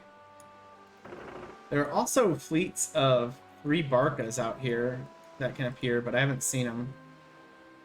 But yeah, these look like the Bergatons, the one I was talking about, that are a little bit stronger. This could be worth meleeing, but we'll see how much crew they have. If they have more than 20, I might be too scared to fight them. Okay, that's fine.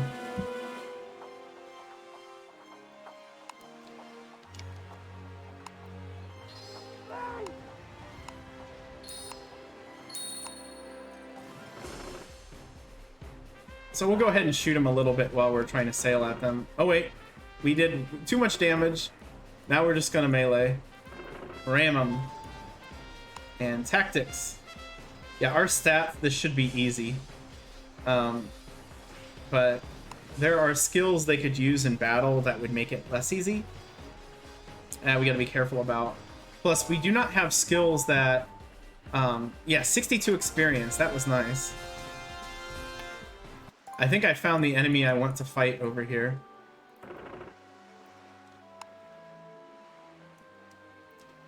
And tactics went up 4. So it's actually going up 4, but it apparently only counts if you don't kill the enemy in the same round. So that's cool. There's 4 melee skills, and then there's a bunch of items you can use that, in my opinion, the items are unfortunately stronger than I wish they were. So we'll use ballistics. We'll eat some crit. Oh. I'm actually maxed out. Alright, that rough seas thing appears, depends on the type of cannon you use, how often it appears, but it only ever picks off a couple of people, so it's not significant, but it is if you're fighting a lot of battles over time. So we'll use tactics again. There we go. And again. But I guess it's only the first time that it's going to matter, I suppose. And that's another 64 experience. Yeah, that's nice.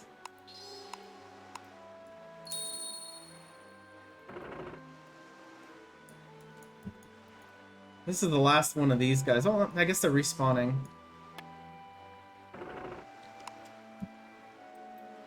I'll wait till I'm facing him. And I guess it's Catharnia. Okay.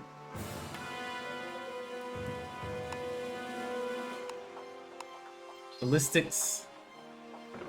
So we'll swing right to shoot, and then we'll swing back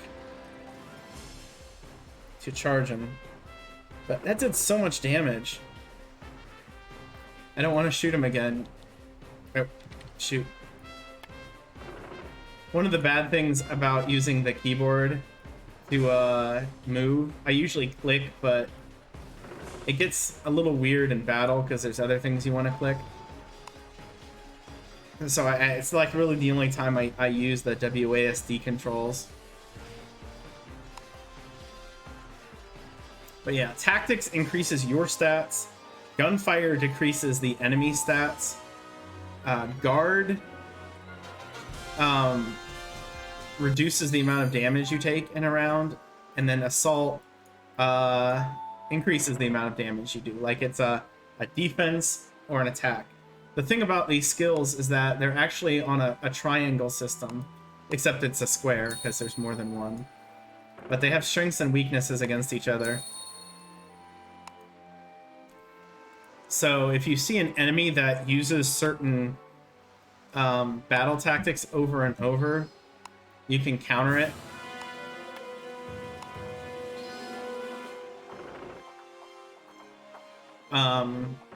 So if I recall right, the way it works is that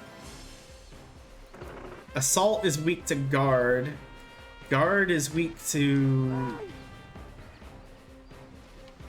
gunfire, I think. Gunfire is weak to tactics, and tactics is weak to assault. Which, if you really think about it, kind of makes sense. Like, if you're hunkering down, getting shot at is about the worst thing that you want. Like, if you're setting up a defensive line, getting shot at is bad. If you're trying to shoot at people, you know, figuring out tactics to dodge it, you know, that makes some sense. If you're developing fancy tactics, a full-on assault beats that. Did I say everything? I think I did.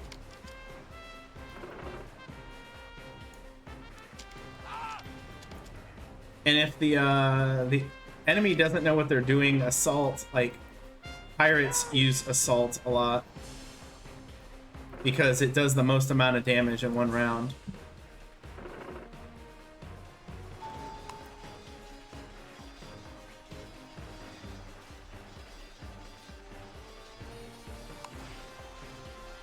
There we go. Actually, good we didn't kill him. If we can make this go 3 rounds, that would be the ideal.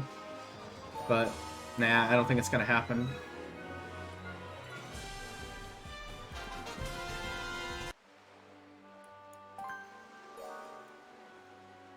Here we go. There's one of those 3 Barca fleets I was talking about. And so we've killed 16 ships.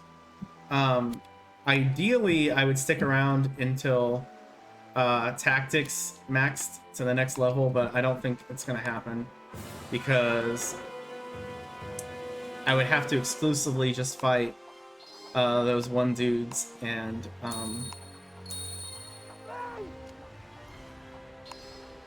yeah. Okay, we took out that guy in 1 shot. Took out that guy in 1 shot. And there we go. The good thing about the 3 ships is that it increases our sea battle designation number up by 3. So the multi-ship fleets help in a greater than normal sort of way. And so I guess we'll just keep fighting things until those guys show up again. With cannons.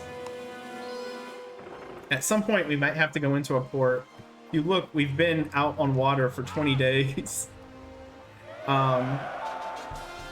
Negative effects can still hit us.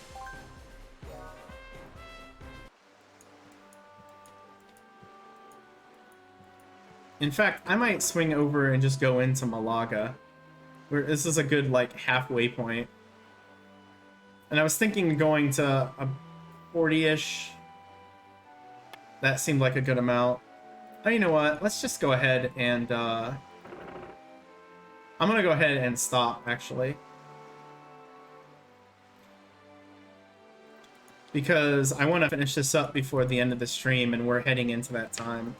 So this is a slow grind, but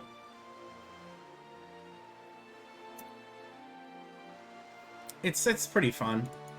I like battle.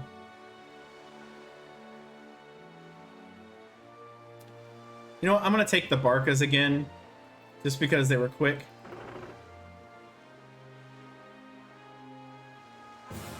Oh, we got ambushed. Oh, hey, it's our friend. The Catharnia pirates ambushed us. Oh no.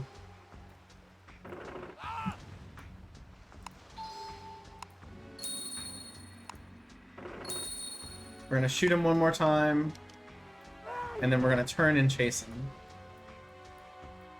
So we gain ballistics experience, we gain gunnery experience by doing that. Please don't shoot me right now. I'm way too exposed. And then we can get tactics experience in melee. And yeah, so as long as we don't one-shot them... Oh, good, good.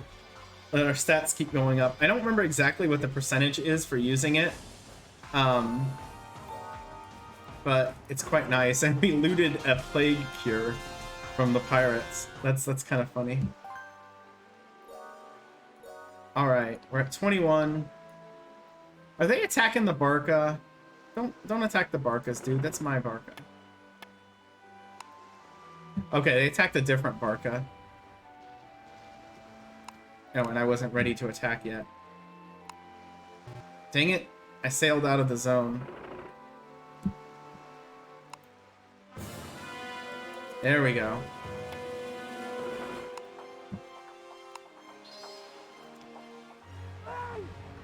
But this quest I took was for the Straits of Gibraltar. There's equivalent skills in... Or excuse me, skills. There's equivalent quests in a lot of the areas in Europe.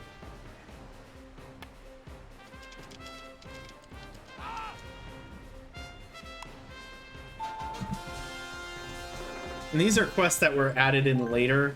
One of the complaints that I think the game faced as it was going along was that it's too... He's still fighting people. I wonder why. Might be doing the same quest that I'm doing. But that the battle quests were too difficult for the rewards. So I think they instituted these, which were like, okay, fine. Here's a quest, kill whatever you want, blah, blah, blah. Let's go after B. And we purposefully don't kill ship A because that'll end the battle. And we don't want the battle to be ended early. We want to get credit for all 3 ships.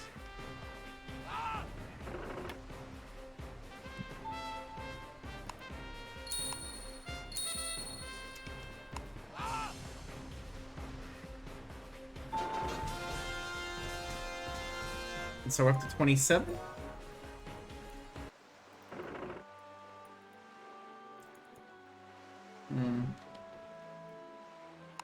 So I don't see any more of these guys, so let's just go ahead and resign ourselves to ending here to stop the fighting. We just kind of like cozily sail back. Look at our map. Again, we found almost every port in this main area here. There's a couple down here. There's actually Gijon up here too we haven't found. I forgot to mention that one, Spanish port. Which whenever I say the name of it, it reminds me of the Elton John song, Leave On. I want to sing it, be like, and we sail to Gijon. And we'll buy some piggies there. Sells pigs. My first time through, there were some ports that at some point I had the highest investment level in. And again, I was Spanish, so that influences it, but Gijon was one of them. We had Tripoli, Syracuse, Gijon, Valencia, Trujillo, because we got there right when it unlocked, and I was first for like a day. Oh, that's Trujillo is in the Mexican area, I think. So America, and then Surabaya, which is in Asia somewhere. What is it? It's dang it. What is the name of the country? I think it's Indonesia or Malaysia. I can't remember which one it is. But I should remember what the island is. I know in Europa Universalis 4, it's part of Majapahit or Mahajapahit. I can't remember which one it is.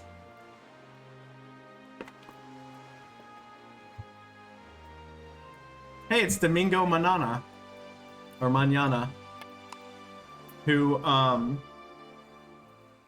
you may remember from Uncharted Waters 2. Little and he's sailing for Portugal, which makes sense, but it's weird that he's just sailing around. So we did both quests. We did the practice against ballistics quest and the 27 ship battle reports from this one. So I believe, yeah, we gained 104 adventure. Oh no, that was our sailing around. I forgot.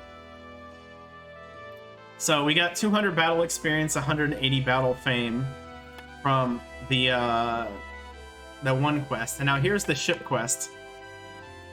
Yes, targets defeated is 27. Proceed. 280,000 ducats. Battle level 10. We gained 1,960 battle fame. We gained 2,520 battle experience from that. So now we're at battle level 10. We just slingshotted up, which is awesome. So those quests, I haven't tested this fully yet. My alt is doing it and is currently in the 170s on fights. I want to finish the 200 and see what happens with that, but I have a feeling that leveling battle is the easiest thing you can do early on just by that. Eventually the quest won't give you anything like this and that experience won't mean much. But there are things that happen that I did not do in that range, and one of them is every 50 enemies you kill, you get an upgraded enemy will hunt you and will eventually ambush you at some point. That is like a ship with around 400 durability and 60 sailors that I can't kill, except I can kill it by just spamming the candle. But I don't think I had enough for my dude to do it, so... But there we go. We unlocked a few things. Let's sell some of our trade goods really quick.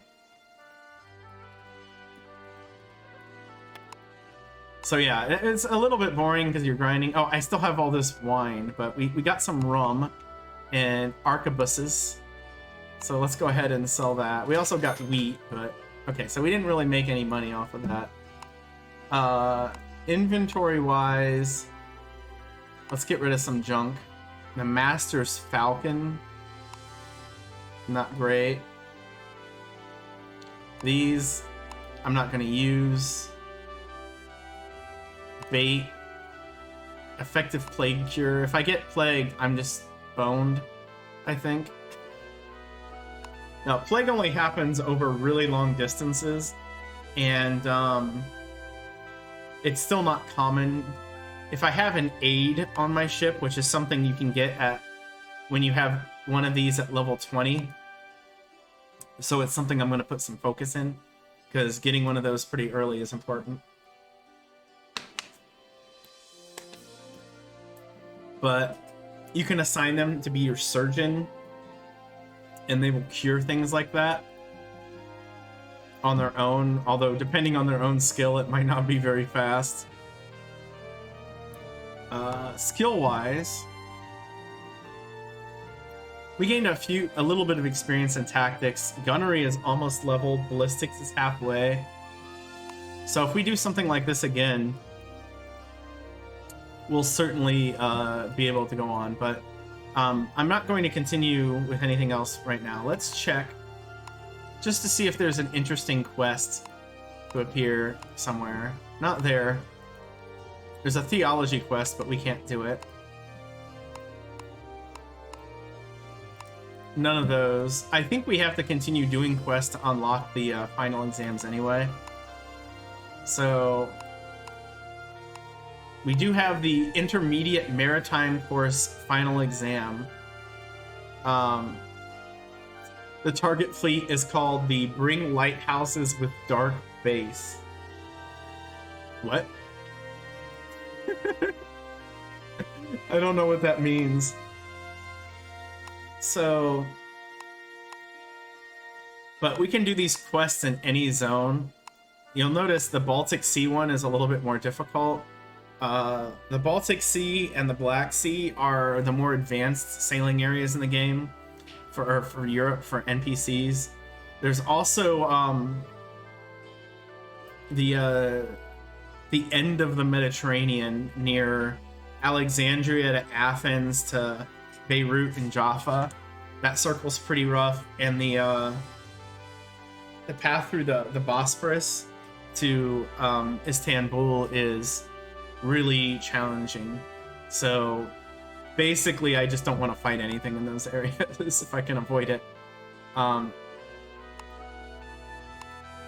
yeah, anyway, all of that, we're gonna go ahead and take the Intermediate Maritime Course exam, but we're gonna save that for next time. So again, we're gonna do what sort of emote should we do here? Let's do salute. So I salute all of you. I'm gonna do it again, but I'm gonna face where I don't have people right behind. Salute. There we go. We got the sun flare in the background. Michael Bay saluting you too. But yes, that's gonna be it for sailing today. We completed 5 of the 9 exam quests here.